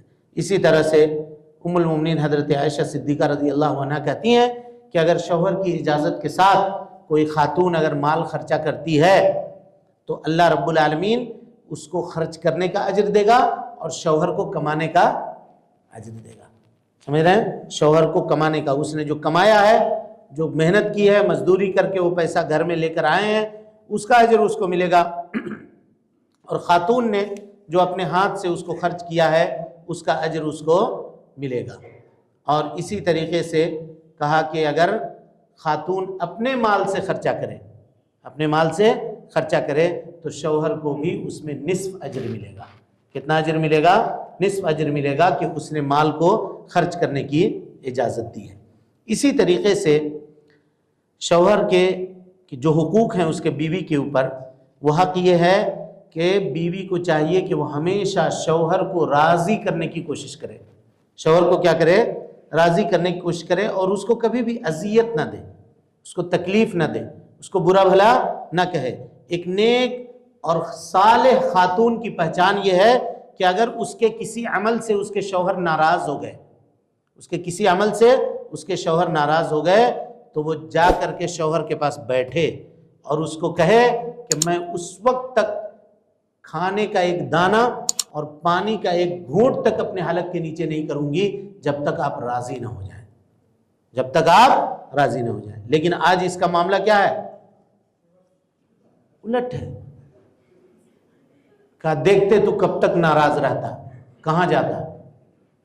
ادھر سے یہ کہتا دیکھتے ہم کب تک۔ ایگو کا مسئلہ ہم اس کو کیا کر لیتے ہیں؟ بنا لیتے ہیں، تو پہلے تو تو پہلے۔ اور اس معاملے میں ہوتا کیا ہے؟ گھر ٹوٹ جاتے ہیں، بچے بگڑتے ہیں۔ اس ماحول کو دیکھ کر کے اگر میاں بیوی میں ٹینشن ہے، ٹشل ہے، تو بچوں کے اوپر اس کا اچھا اثر پڑے گا؟ نہیں پڑے گا۔ آپ کیا سمجھتے ہیں کہ بچے نہیں محسوس کرتے ہیں؟ ہر چیز سمجھ رہے ہوتے ہیں۔ ماں باپ کس پوزیشن میں، کس حال میں، ہمارے ابا ہماری امی سے کیوں نہیں بات کر رہے ہیں، یا ہماری امی ہمارے ابا سے کیوں نہیں بات کر رہی، پلیٹ پھینک کر کے کیوں دے رہی ہے، یا وہ کیوں پلیٹ پھینک رہے ہیں، وہ ایسا کیوں کر رہے ہیں، آج برتن اتنے کیوں کھڑکھڑا رہے ہیں، سب محسوس کرتے ہیں، وہ سب سمجھتے ہیں۔ کبھی بھی اس طرح کے معاملات نہیں ہونے چاہیے، کبھی بھی اس طرح کے معاملات نہیں ہونے چاہیے۔ حدیث دیکھیے، نبی صلی اللہ علیہ وسلم نے فرمایا الا اخبرکم بنسائکم فی الجنہ، کیا میں تمہاری عورتوں میں سے جنتی عورتوں کے بارے میں نہ بتلا دوں؟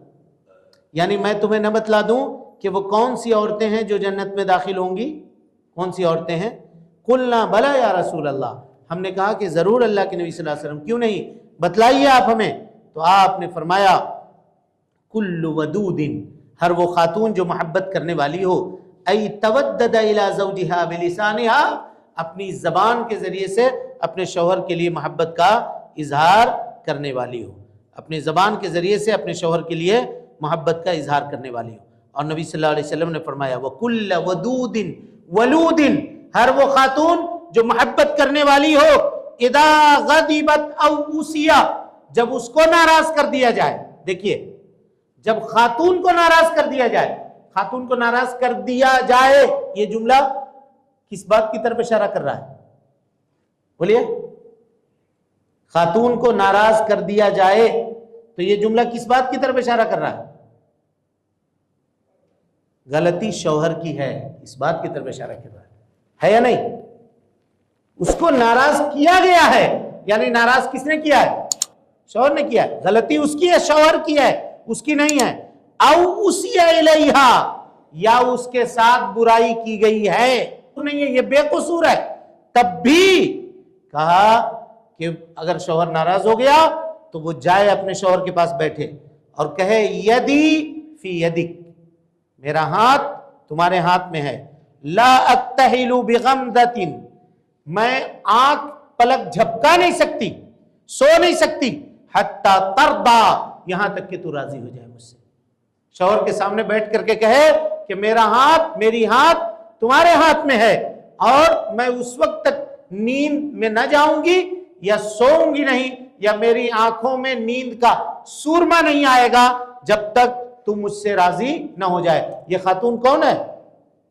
بولیے، یہ جنتی خاتون ہے، یہ جنتی خاتون ہے کہ جب اس کو غصہ دلا دیا جائے یا وہ ناراض ہو جائے کسی بات پہ تو وہ کہے کہ میں اس وقت تک نہیں سوؤں گی جب تک تو مجھ سے راضی نہ ہو جائے۔ اسی طرح سے حضرت معاذ ابن جبل رضی اللہ تعالی عنہ کی روایت ہے، نبی صلی اللہ علیہ وسلم نے فرمایا لا توزی امرأۃ زوجہا فی الدنیا، کوئی بھی خاتون اپنے شوہر کو دنیا میں اگر ناراض کرتی ہے، کسی بھی معاملے میں اس کو اذیت دیتی ہے، اس کو تکلیف دیتی ہے، الا قالت زوجته من الحور العین، مگر یہ کہ جنت کی اس کی وہ بیوی جو حور عین میں سے ہے، اس کے شوہر کی بیوی، وہ کہتی ہے لا توزیہ قاتلک اللہ، اللہ تم کو ہلاک کرے، اس کو تم پریشان مت کرو، فإنما هو عندك دخیل، یہ تمہارے پاس ایسے ہی ہے، یوشک ان یفارقک الینا، بہت جلدی ہو سکتا ہے یہ ہمارے پاس منتقل ہو جائے، تمہارے پاس یہ امانت ہے، اس کو تم تکلیف نہ دو، اس کو تم پریشان مت کرو۔ اس حدیث کو امام ترمذی نے روایت کیا ہے، علامہ البانی رحمۃ اللہ علیہ نے اس کو صحیح قرار دیا ہے، اس کو صحیح قرار دیا ہے۔ تو دیکھا آپ نے ایک بیوی کے اوپر اس کے شوہر کے تعلق سے کیا حقوق شریعت نے متعین کیے ہیں۔ اسی طریقے سے بیوی کا حق اس کے شوہر کے اوپر یہ ہے، یا شوہر کا حق اس کے بیوی کے اوپر یہ ہے کہ شوہر اس کے ساتھ جو احسان کرتا ہے اس احسان کا وہ شکریہ ادا کرے، احسان کا کیا کرے؟ شکریہ ادا کرے، اور کفران نہ کرے، کبھی بھی نعمت کی ناشکری نہ کرے، کہ کبھی اس کو کوئی چیز پورا کرنے میں اگر تاخیر ہو گئی، دیری ہو گئی، تو کہا کہ آپ نے کبھی میرے ساتھ اچھا کیا ہی نہیں، جب سے میں آپ کے ساتھ ہوں، رہ رہی ہوں، ہم نے ایسی ہی زندگی گزاری ہے، آپ سے کبھی کوئی بھلائی ہم کو ملی ہی نہیں ہے، یہ نہ کہے بلکہ اس کے احسان کا شکریہ ادا کرے۔ کہ خاتون کو زیادہ جہنم میں جان لے جانے والے اسباب میں سے سبب کیا ہے؟ تکفرن العشیر، نبی صلی اللہ علیہ وسلم نے کہا تھا کہ تم شوہروں کی کیا کرتی ہو؟ ناشکری کرتی ہو، شوہروں کی ناشکری کرتی ہو۔ اسی طرح سے خاتون کے اوپر یہ ذمہ داری ہے کہ شوہر کے گھر کی دیکھ بھال کرے، وہ شوہر کے گھر کی دیکھ بھال کرے، اور جو کچھ اس کے گھر میں ہے اور جو اس کے گھر میں ہے اس کی وہ حفاظت کرے، اس کی وہ حفاظت کرے۔ اللہ کے نبی صلی اللہ علیہ وسلم نے فرمایا کلکم راعٍ، تم میں کا ہر ایک ذمہ دار ہے اور ہر ایک سے اس کے ذمہ داری کے متعلق سوال کیا جائے گا۔ اور اس کے بعد نبی صلی اللہ علیہ وسلم نے فرمایا والمرأة راعیۃ فی بیت زوجہا، خاتون اپنے شوہر کے گھر کی ذمہ دار ہے، اور اللہ رب العالمین کل قیامت کے دن اس کے ذمہ داری کے متعلق پوچھے گا کہ اس نے اس کی ذمہ داری کو ادا کیا یا نہیں کیا ہے۔ اور گھر کے اندر جو کچھ ہے اس ساری چیزوں کی حفاظت کی ذمہ داری شوہر کی غیر موجودگی میں کس کے اوپر آتی ہے؟ خاتون کے اوپر آتی ہے، اور جو ذمہ دار بنائی گئی ہے اسے چاہیے کہ وہ اپنی ذمہ داری کو پورے طور پر ادا کرنے کی کوشش کرے، اور ہمیشہ وہ اس بات کا لحاظ اور خیال رکھے کہ وہ اپنے شوہر کو کسی بھی طرح سے راضی رکھنے کی کوشش کرے اور اس کو ناراض کرنے کی کوشش نہ کرے۔ اسی طرح سے شوہر کے جو حقوق ہیں اس کے بیوی کے اوپر، یعنی بیوی کے لیے ضروری ہے کہ وہ اپنے شوہر کی حقوق کی ادائیگی کرے۔ ان میں سے ایک حق یہ بھی ہے کہ وہ شوہر کو اچھے القاب سے پکارے، اچھے القاب سے پکارے۔ اچھے القاب مانے اچھے لفظ کے ساتھ، اچھے جملوں کے ساتھ پکارے۔ ہاں، ام درداء رضی اللہ عنہا کہتی ہیں کہ حدثنی سیدی، کہا مجھ سے میرے سید نے بیان کیا۔ سید نے بیان کیا مطلب میرے شوہر نے بیان کیا۔ شوہر کو کیا کہا؟ سید۔ سید مانے سردار، سید مانے سردار۔ ہاں، یہ نہیں کہا کہ اگر کسی کا کوئی معاملہ ہے تو اس کو اس لفظ سے پکارا جا رہا ہے۔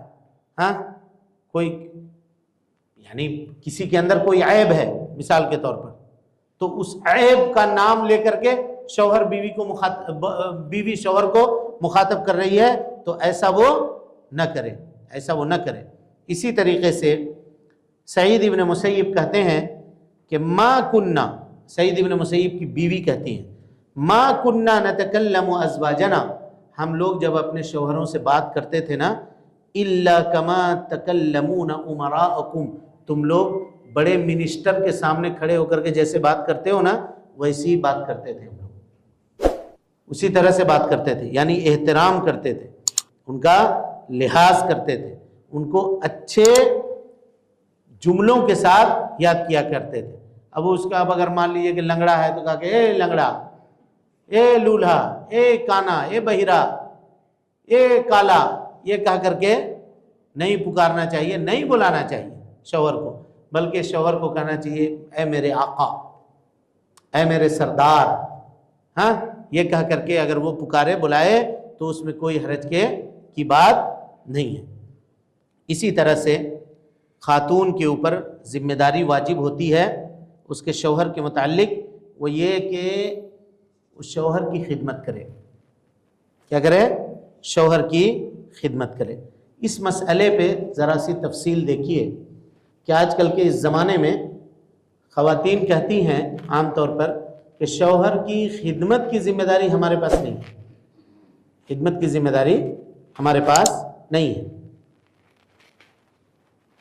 دیکھیے، شریعت ہماری اپنی مزاج سے ثابت نہیں ہوگی، جو چیز ہمیں اچھا لگے وہ شریعت نہیں ہے، بلکہ کتاب و سنت سے جو چیز ثابت ہے وہی کیا ہے؟ بہتر ہے۔ اب شوہر کی خدمت کرنا خاتون کے اوپر واجب ہے یا مستحب ہے، اس کا فیصلہ کیسے کریں گے؟ شریعت سے کریں گے۔ تو اگر شریعت سے ہم پوچھتے ہیں کہ کیا خاتون کے اوپر شوہر کی خدمت کرنا واجب ہے، تو اس سلسلے میں علماء کے دو قول ہیں، اس کو غور سے سمجھیے۔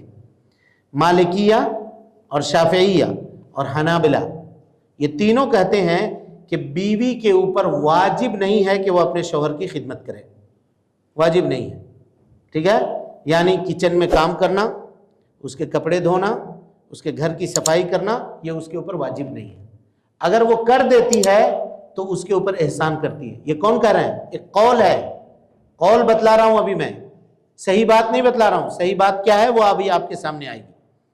وہ یہ کہتے ہیں کہ جب نکاح کیا جاتا ہے تو نکاح میں ان چیزوں کا تذکرہ کہیں پر بھی موجود نہیں ہے کہ تم اپنے شوہر کی خدمت کرو گی، اس کے گھر کی خدمت کرو گی اور اس کے اور چیزوں کی خدمت کرو گی، یہ کہیں بھی موجود نہیں ہے نکاح میں، لہذا اس کی ذمہ داری اس کے اوپر نہیں ڈالنی جائے گی۔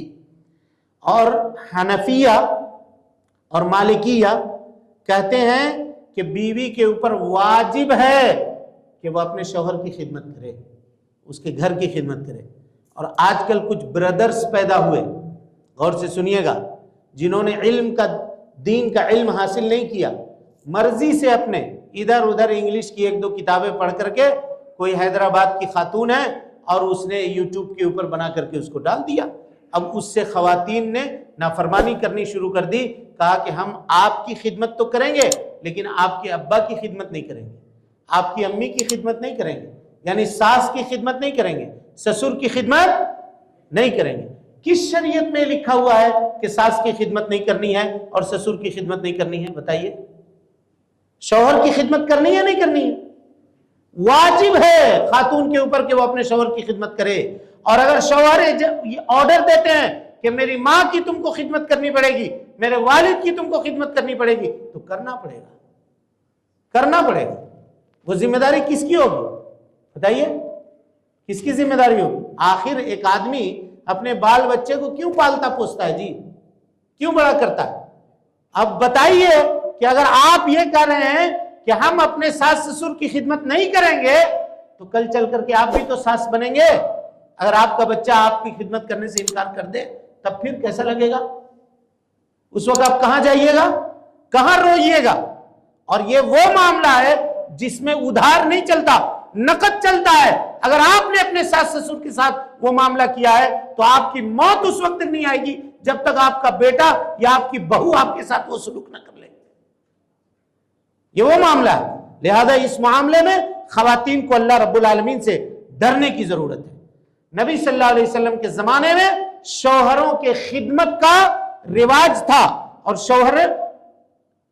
بیویاں اپنے شوہروں کی خدمت کیا کرتی تھی۔ نبی صلی اللہ علیہ وسلم کی بیٹی سے زیادہ نازک کوئی ہے؟ مقام اور مرتبے کے اعتبار سے فاطمہ رضی اللہ تعالی عنہا سے بڑھی ہوئی کوئی خاتون ہے دنیا کی؟ سیدۃ نساء اہل الجنہ، نبی صلی اللہ علیہ وسلم نے کہا تھا کہ جنتی خواتین کی سردار ہیں حضرت فاطمہ رضی اللہ عنہا۔ کہتی ہیں حضرت علی بن ابی طالب رضی اللہ تعالی عنہ روایت کرتے ہیں، کہتے ہیں کہ فاطمہ آئی نبی صلی اللہ علیہ وسلم کے پاس، تسألہ خادما، ایک خادم مانگ رہی تھی۔ خادم مانگ رہی تھی، کیوں مانگ رہی تھی خادم؟ گھر کا کام کرنے کے لیے۔ پانی بھرنے والا کوئی نہیں تھا، کنویں سے جا کر کے پانی مشکیزہ بھر کر کے لے کر کے آتی تھی، خود سے آٹا چکی چلا کر کے آٹا پیسا کرتی تھی، جس سے ان کے نرم نازک ہاتھ کے اندر گھٹے پڑ گئے تھے، گھٹے پڑ گئے تھے۔ ان کے والد دونوں جہان کے سردار ہیں، تمام انبیاء کے سردار ہیں، خاتم الانبیاء والمرسلین ہیں۔ وہ نہیں کہہ سکتے تھے کہ علی کیوں میری بیٹی سے اتنی خدمت کرواتے ہو، کیوں اس کے ہاتھ میں گھٹے پڑ گئے ہیں، کیوں نہیں نوکر لا کر کے رکھتے ہو اس کے لیے؟ گئی وہ اپنے ابا سے کہنے کے لیے کہ ابا آپ کے پاس سنا ہے کہ نوکر آئے ہیں، ہم کو ایک آدھ نوکر دے دیجئے تاکہ ہمارے اوپر گھریلو کام کاج کا بوجھ کچھ ہلکا پڑ جائے، کچھ ہلکا پڑ جائے، دے دیجئے۔ نبی صلی اللہ علیہ وسلم نے کیا کہا؟ کہا کہ خادم سے اچھی چیز تمہیں نہ دے دوں فاطمہ؟ تسبحین اللہ عند منامک 33، جب تو بستر پہ چلی جائے سونے کے لیے، کام سے تھکار کر کے چور ہو جائے، اور جب تو بستر پہ جائے سونے کے لیے 33 مرتبہ سبحان اللہ کہہ دے، 33 مرتبہ الحمدللہ کہہ دے، 34 مرتبہ اللہ اکبر کہہ دے، کہا یہ تمہارے لیے خادم سے زیادہ بہتر ہے۔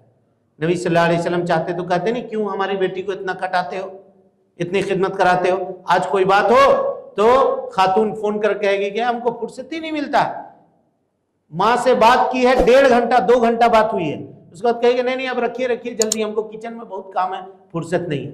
تو 1.5 گھنٹہ آپ نے نکالا کیسے جب آپ کو فرصت نہیں ہے؟ تو وقت کا ضیاع ہے، ہر چیز کا ضیاع ہے، یہ چیزیں عام طور پہ۔ اب بات کرنے کو کتنا ہے، آپ کی طبیعت کیسی ہے، آپ کیسے ہیں، اچھے ہیں نہیں ہیں، دوا لیا نہیں لیا، یہی تو کیا بنا ہے تو فلاں بنا ہے، تو اس میں مسالہ کتنا ڈالے، نمک کیسا ڈالے، کل پکائے تھے کیسا لگا، آج پکائے تھے کیسا لگا، فلاں کو دیے اس کو دیے، یہ کرے وہ کرے، ہنڈی جل گئی، چولہا بند ہو گیا، گیس ختم ہو گیا، سلنڈر نہیں ہے، اے سی خراب ہے، یہی سب۔ تو اس سے کیا فائدہ؟ نہ دین کا فائدہ ہے نہ دنیا کا فائدہ ہے، کوئی فائدہ نہیں ہے۔ لیکن انفارمیشن چاہیے آدمی کو۔ آج جس چیز کی معلومات سے اس کی نہ دنیا بن سکتی ہے نہ دین بن سکتی ہے، لیکن وہ معلومات ہمیں چاہیے، سب کچھ ہونا، یہ ہونا۔ یہ اگر اس طرح کا ماحول ہے اور مزاج ہے تو پھر میاں بیوی کی زندگی آپس میں بہترین اچھے طریقے سے نہیں گزر سکتی ہے۔ بخاری اور مسلم کی روایت ہے، کہتی ہیں کہ فاطمہ آئیں اللہ کے نبی صلی اللہ علیہ وسلم کے پاس اور کہا، اپنے والد کو اپنا ہاتھ دکھلایا۔ آج لوگ کہتے ہیں نا میری بیٹی سے مجھے محبت ہے، میں اپنی بیٹی کے لیے سب کچھ کر دیتا، اللہ کے نبی صلی اللہ علیہ وسلم نہیں کر سکتے تھے کیا؟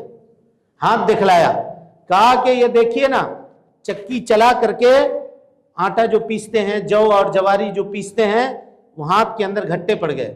اس زمانے میں خواتین خود سے آٹا پیسا کرتی تھیں، اس طرح کے مشینوں کا معاملہ نہیں تھا، اس طرح کے مشینوں کا معاملہ نہیں تھا، اور وہ روٹی خود پکاتی تھی، اور اسی طرح سے چولہا پھونکتی تھی، جس کی وجہ سے ان کی آنکھیں لال ہو جایا کرتی تھی دھوئیں کی وجہ سے.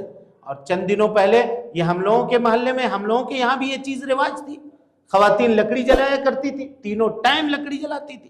صبح ناشتہ بنانے کے لیے جلایا، پھر لکڑی بچانے کے لیے چولہا بجھا دیا کرتی تھی، پھر دوپہر کے کھانے کے لیے بنایا، پھر رات کا کھانا جب بنانے کا وقت آیا تو پھر جلایا. رمضان ہے تو سحری میں اٹھ کر کے 2 بجے لکڑی اور چارکول یا کوئلے کے جو چولہے ہوا کرتے تھے اس کو جلائے جاتے تھے، نہیں جلائے جاتے تھے. لیکن جیسے جیسے آسانی بڑھتی چلی جا رہی ہے لوگوں کے اندر عصیان کا اور نافرمانی کا جذبہ بھی بڑھتا چلا جا رہا ہے. کہتی ہیں ام المومنین کہ میں نے اپنے ابا سے یہ شکایت کی اور کہا کہ میرے ساتھ یہ معاملہ ہے. نبی صلی اللہ علیہ وسلم نے کوئی جواب نہیں دیا. واپس لوٹ کر کے ہم لوگ اپنے گھر آ گئے. کہا رات کا وقت تھا، نبی صلی اللہ علیہ وسلم ہمارے یہاں آئے، تشریف لائے، اس حال میں کہ میں اور میرے شوہر، حضرت فاطمہ بیان کر رہی ہیں کہ میں اور میرے شوہر اپنے بستر پہ لیٹے ہوئے تھے. میں داخل ہوئے نبی صلی اللہ علیہ وسلم گھر میں اجازت لے کر کے، اور آپ بستر پہ بیٹھ گئے. ہم دونوں اٹھنا چاہتے تھے، آپ نے کہا بیٹھو، ویسے ہی رہو، اپنے مکان کے اوپر رہو، ویسے ہی رہو. اور اللہ کے نبی جناب محمد رسول اللہ صلی اللہ علیہ وسلم، حضرت فاطمہ کہتی ہیں کہ میں نے حیا کی وجہ سے اپنے سر کو لحاف کے اندر ڈھک لیا. اپنے سر کو کیا کیا؟ لحاف کے اندر ڈھک لیا. نبی صلی اللہ علیہ وسلم نے کہا کہ کیا میں تمہیں اس سے بہتر چیز نہ بتلا دوں فاطمہ جو تم نے مجھ سے مانگا ہے؟ 33 مرتبہ سبحان اللہ، 33 مرتبہ الحمدللہ اور 34 مرتبہ اللہ اکبر پڑھ لیا کرو. تو کہاں منع کیا آپ نے شوہر کی خدمت کرنے سے؟ منع کیا نہیں کیا. ایک اور روایت دیکھیے، حضرت اسماء بنت ابو بکر صدیق رضی اللہ عنہ، یہ کون ہے؟ ام المومنین حضرت عائشہ صدیقہ رضی اللہ عنہ کی بڑی بہن ہے. زبیر ابن عوام سے ان کا نکاح ہوا تھا. کہتے ہیں کہ زبیر ابن عوام کھیتی کرنے والے تھے آدمی، میں کیا، اور ان کے جانور وغیرہ بھی تھے، لیکن جانوروں کی خدمت کرنے کے لیے، کھیتی باڑی کی دیکھ ریکھ کرنے کے لیے ان کے پاس کوئی غلام نہیں تھا، کوئی ایسا جانور نہیں تھا جو پانی پٹاتا یا پانی ان کے جانوروں کو دیتا. تو میں کیا کرتی تھی، ان کے جانوروں کے لیے چارہ کاٹتی تھی. کون؟ حضرت اسماء کا چارہ کاٹتی تھی. ایک روز چارہ کاٹ کر کے اپنے سر کے اوپر لاد کر کے لے کر جا رہی تھی کہ اللہ کے نبی صلی اللہ علیہ وسلم اور چند صحابہ کا گزر ادھر سے ہوا. نبی صلی اللہ علیہ وسلم نے کہا کہ اسماء ہو، نبی کی سالی بھی ہیں نبی صلی اللہ علیہ وسلم کی، کہا اسماء ہو، کہا آؤ ادھر آؤ. نبی صلی اللہ علیہ وسلم اپنی اٹھنی سے اتر گئے، کہا اس اٹھنی پہ بیٹھ جاؤ، تمہارا کام کچھ ہلکا ہو جائے گا. کہتی ہے کہ مجھے حضرت زبیر کی غیرت یاد آ گئی کہ نبی صلی اللہ علیہ وسلم کے ساتھ اتنے صحابہ موجود ہیں، وہاں میں چلی جاؤں سب کے سامنے. میں نہیں گئی اور کنارے چلتے ہوئے نکل گئی، اور میں ان لوگوں کے درمیان میں جانا میں نے گوارا نہیں کیا. میں نے اس کا تذکرہ اپنے شوہر حضرت زبیر رضی اللہ تعالیٰ عنہ سے کیا تو حضرت زبیر نے کہا کہ یہ میرے لیے نہایت غیرت کی بات ہے کہ تم اس طرح کی چیزیں لے کر کے باہر نکلو. اگر تم سوار ہو بھی جاتی نبی صلی اللہ علیہ وسلم سے کہ اٹھنے کے اوپر تو میرے لیے اتنا معاملہ نہیں ہوتا جتنا معاملہ میرے لیے یہ ہے کہ تم میری بیوی ہو کر کے ان چیزوں کو ڈھو کر کے اٹھا کر کے لے جا کر کے کھیتوں میں رکھو اور جانوروں کو چارہ دو اور کھانا کھلاؤ. اس سے کیا پتا چلا؟ نبی صلی اللہ علیہ وسلم کے زمانے کی جو خواتین تھیں وہ شوہر کی خدمت تو کرتی ہی تھی، شوہر کے متعلق جو چیزیں ہوتی تھی ان کی بھی خدمت کرتی تھی. ان کے غلاموں کے لیے اگر کھانا بنانے کی ضرورت پڑتی تو کھانا بناتی تھی. شوہر نے اگر جانور پالا ہے تو جانور کے کھانے کا اس کے لیے جو انتظام ہے وہ انتظام بھی وہ کیا کرتی تھی. شوہر کے پاس اگر کھیتی ہے تو کھیتی میں پانی وغیرہ اگر ڈالنے کی ضرورت کبھی پڑ رہی ہے تو اس کا انتظام بھی وہ کیا کرتی تھی. کون آج کہہ دیتا ہے کہ شوہر کی خدمت نہیں کرنی ہے؟ بتائیے کون کہہ دیتا ہے کہ نہیں کرنی ہے؟ یہ سب بیکار کی باتیں ہیں. ایسے لوگوں کے چکر میں مت پڑیے، یہ آپ کے گھروں کے سکون کو غارت کرنے والے ہیں. جو معاملہ نبی صلی اللہ علیہ وسلم کے زمانے میں تھا وہی معاملہ بہتر ہو سکتا ہے، اس کے علاوہ کوئی دوسرا معاملہ بہتر کبھی بھی نہیں ہو سکتا ہے. کبھی بھی بہتر معاملہ کسی کے حق میں نہیں ہو سکتا ہے. جب ازواج مطہرات نے، جب نبی صلی اللہ علیہ وسلم کی بیٹیوں نے، جب نبی صلی اللہ علیہ وسلم کے زمانے کے خواتین نے شوہروں کی خدمت کو برا نہیں جانا ہے تو آج کل کے زمانے میں ہم کون ہوتے ہیں کہ اس کو یہ کہنا کہ ہمارے لیے یہ برا ہے، ہمارے لیے یہ برا ہے، یہ کہنے والے ہم اگر ہیں تو یقین مانیے ہم شریعت سے غافل ہیں، شریعت سے غافل ہیں۔ اسی طریقے سے اب کچھ مسائل ایسے ہیں جو میاں اور بیوی دونوں سے متعلق ہیں، میاں اور بیوی دونوں سے متعلق ہیں، اور عام طور پر یہ وہی مسائل ہیں جو ایک دوسرے کے ساتھ لگے ہوئے ہیں کہ دونوں ایک دوسرے کے ضرورتوں کا خیال رکھیں، دونوں ایک دوسروں کے ضرورتوں کا خیال رکھیں، اور کبھی بھی ایک دوسرے کو اپنے مد مقابل نہ بنائیں۔ مد مقابل بنانے کا مطلب آپ سمجھ رہے ہیں، شوہر ہمیشہ اس چکر میں رہے کہ میری بیوی کہاں غلطی کرتی ہے اس کو ہم ٹوکیں گے، اور بیوی ہمیشہ اس چکر میں رہے کہ شوہر سے کہاں پہ غلطی ہوتی ہے اس کو ہم پکڑیں گے۔ یہ بات ہوتی کب ہے؟ جب چھوٹی چھوٹی چیزوں کے اوپر دونوں ایک دوسرے کا مواخذہ کرتے ہیں، بات بہت چھوٹی ہوتی ہے لیکن وہ دلوں کے اوپر بڑا اثر رکھتی ہے۔ مثال کے طور پر کبھی شوہر سے غلطی ہو گئی، گیلا تولیہ انہوں نے بستر کے اوپر رکھ دیا، اب آپ نے 4 باتیں سنا دی، آپ کو عقل نہیں ہے، تمیز نہیں ہے، بستر گیلا کر دیا، اب اس کو کون سکھاوے گا؟ ذرا تولیہ آپ وہاں ڈال دیتے تو آپ کا کیا نقصان ہوتا؟ ارے بھائی کام آپ کو کرنا ہے، شوہر کی عزت زیادہ عزیز ہے یا آپ کا وہ بستر؟ ہاں یہ فیصلہ کیجئے۔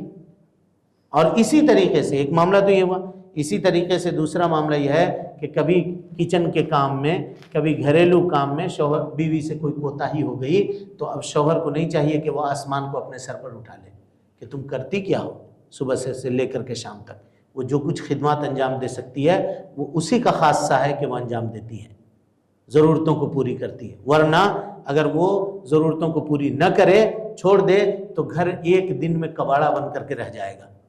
جب کبھی وہ بیمار پڑتی ہے اور جب کبھی اس کو پاس کوئی دقت ہوتی ہے یا گھر سے باہر چلی جاتی ہے، تب آپ اپنے گھر کا منظر دیکھیے کہ وہ کتنا کام کرتی ہے۔ تو ان دونوں چیزوں کو دونوں کے ساتھ مل جل کر کے اپنے معاملے کو انجام دینا پڑے گا، مقابلہ نہیں، مقابلہ نہیں، وہ کرے تو ہم کریں، وہ ایسا کرا تو ہم ایسا کریں گے۔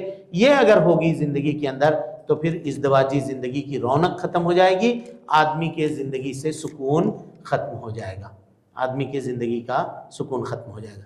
یہاں تک آپ کا یہ کورس جو ہے کامیاب ازدواجی زندگی کے سنہرے اصول، یہ کیا ہو گیا؟ مکمل ہو گیا۔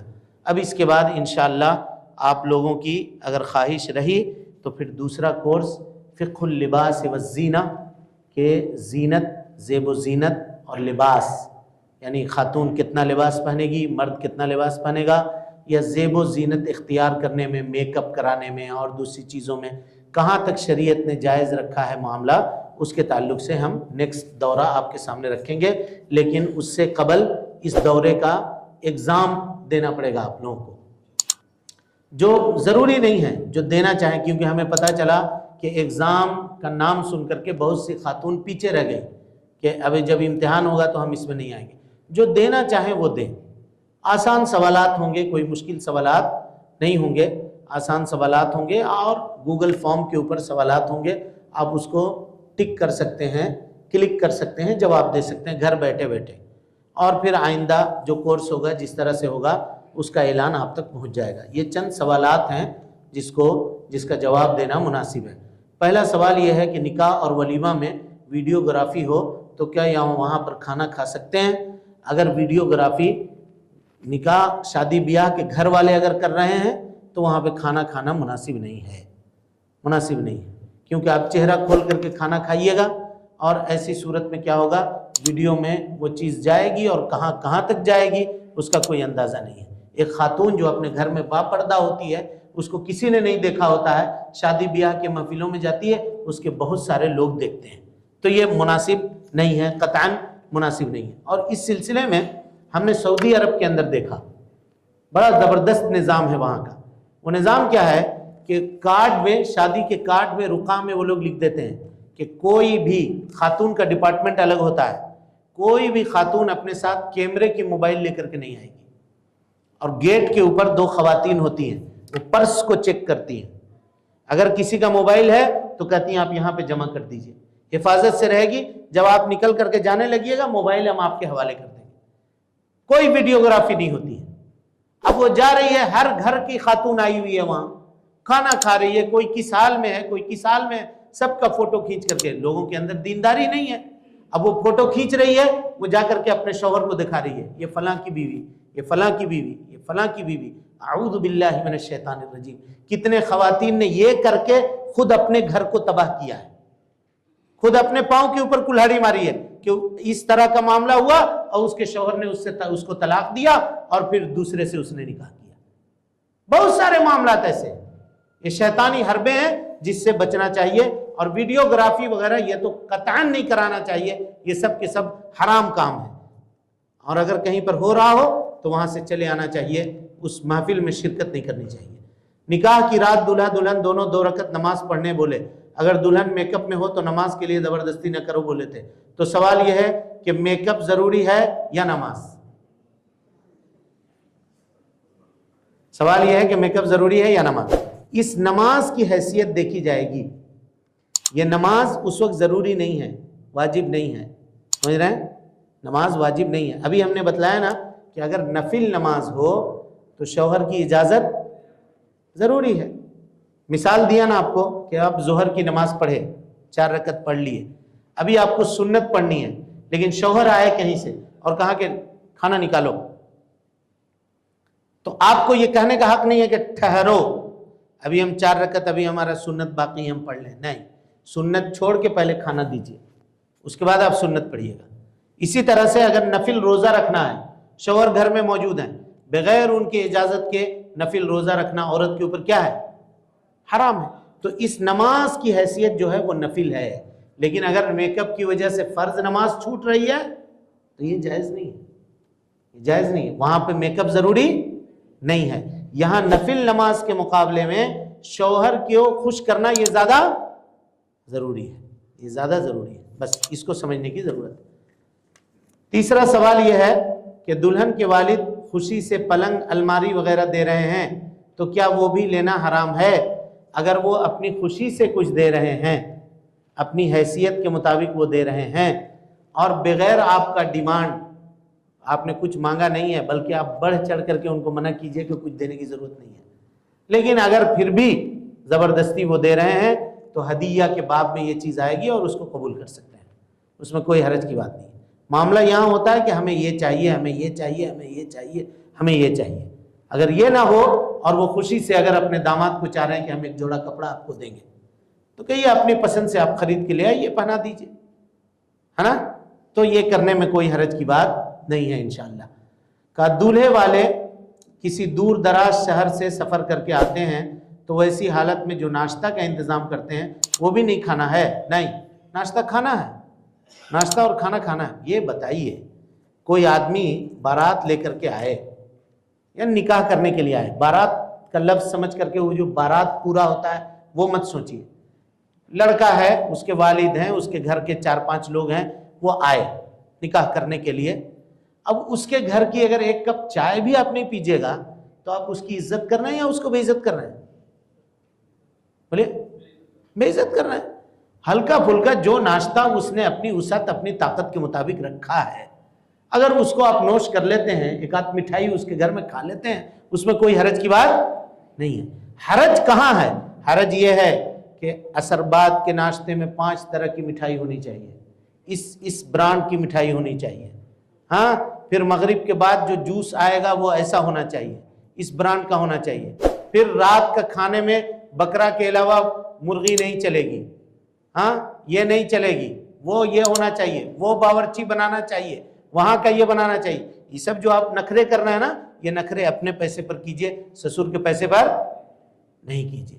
بس یہی ہے. لیکن اگر کلچر ہے ہمارا اور تہذیب ہے ہماری اور شریعت سے متصادم بھی نہیں ہے, فضول خرچی بھی اس کے اندر نہیں ہے, تو اپنی حیثیت کے مطابق اگر سسر انتظام کر رہے ہیں 8 آدمی 10 آدمی 15 آدمی کے کھانے پینے کا, تو اس میں بغیر اسراف کے اگر آدمی شرکت کرتا ہے تو کوئی حرج کی بات اس میں انشاءاللہ نہیں ہوگی. لیکن باضابطہ یہ کہہ کر کے کہ ہم 100 لوگ آ رہے ہیں اور ہمارا یہ کرو, ہمارا یہ کرو, نہیں. یہ سارے معاملات کس کے اوپر چھوڑیے؟ لڑکی کے باپ کے اوپر چھوڑیے. وہ کہے کہ اب 10 آدمی سے آ جائیے, 5 آدمی سے آ جائیے، یا آپ بڑھ کر کے آفر کیجئے کہ ہم خود 5 آدمی سے آئیں گے، اس سے زیادہ نہیں آئیں گے۔ اور آپ بھی اپنے بہت سارے رشتہ داروں کو نہ بلائیے، خاص لوگوں کو بلائیے۔ ہوتا کیا ہے، کبھی کبھی دولہا والے 2 آدمی آتے ہیں لیکن دلہن والے 2000 ہوتے ہیں، تو پھر کیا فائدہ ہوا؟ آپ سسر کا پیسہ بچانا چاہ رہے تھے، اس نے دونوں ہاتھ سے لٹایا، تو جہاں 2000 کھایا وہاں 500 اور کھا لیتے۔ یہ معاملہ ہے، شریعت کو فہم اس کا ضروری ہے، سمجھ رہے ہیں؟ نہ تو ایکسٹریم لیول پہ نگیٹو ہے اور نہ ایکسٹریم لیول پہ پوزیٹو ہے، دونوں معاملے کے درمیان کا جو معاملہ ہے آدمی کو وہ اختیار کرنا چاہیے۔ اللہ رب العالمین سے دعا ہے کہ وہ ہم سب کو حسن عمل کی توفیق دے، ہم سب کی اصلاح فرمائے، نیکیوں کو قبول کرے، سیئات سے درگزر فرمائے، جب تک زندہ رکھے دین اسلام پہ زندہ رکھے، اور جب اٹھائے ایمان پہ اٹھائے۔ آمین وآخر دعوانا ان الحمدللہ رب العالمین۔ اب آپ لوگ گروپ دیکھتے رہیے گا، جیسا جو کوئی اعلان ہوگا وہ ہم آپ کے گروپ میں ڈال دیا کریں گے۔ خواتین کا اپنا الگ گروپ ہے، وہ اپنے اس گروپ کو دیکھیں، ایگزام کے ڈیٹ وغیرہ کے تعلق سے ہم اعلانات وہاں پہ آپ کو بھیجا کریں گے۔ جزاکم اللہ خیرہ۔ اور پھر دوسرے کورس کا بھی اعلان آپ کے سامنے کیا جائے گا۔ محترم سامعین و ناظرین، آپ تمام حضرات سے گزارش ہے کہ مرکزی جامع مسجد کے خطبات اور دروس کو اگر آپ سننا چاہتے ہیں تو اس چینل کو آپ لائک کریں، اس کو سبسکرائب کریں اور اس کو لوگوں تک پھیلانے کی کوشش کریں۔ اللہ رب العالمین ہم سب کی نیکیوں کو قبول کرے۔ وجزاکم اللہ خیرہ۔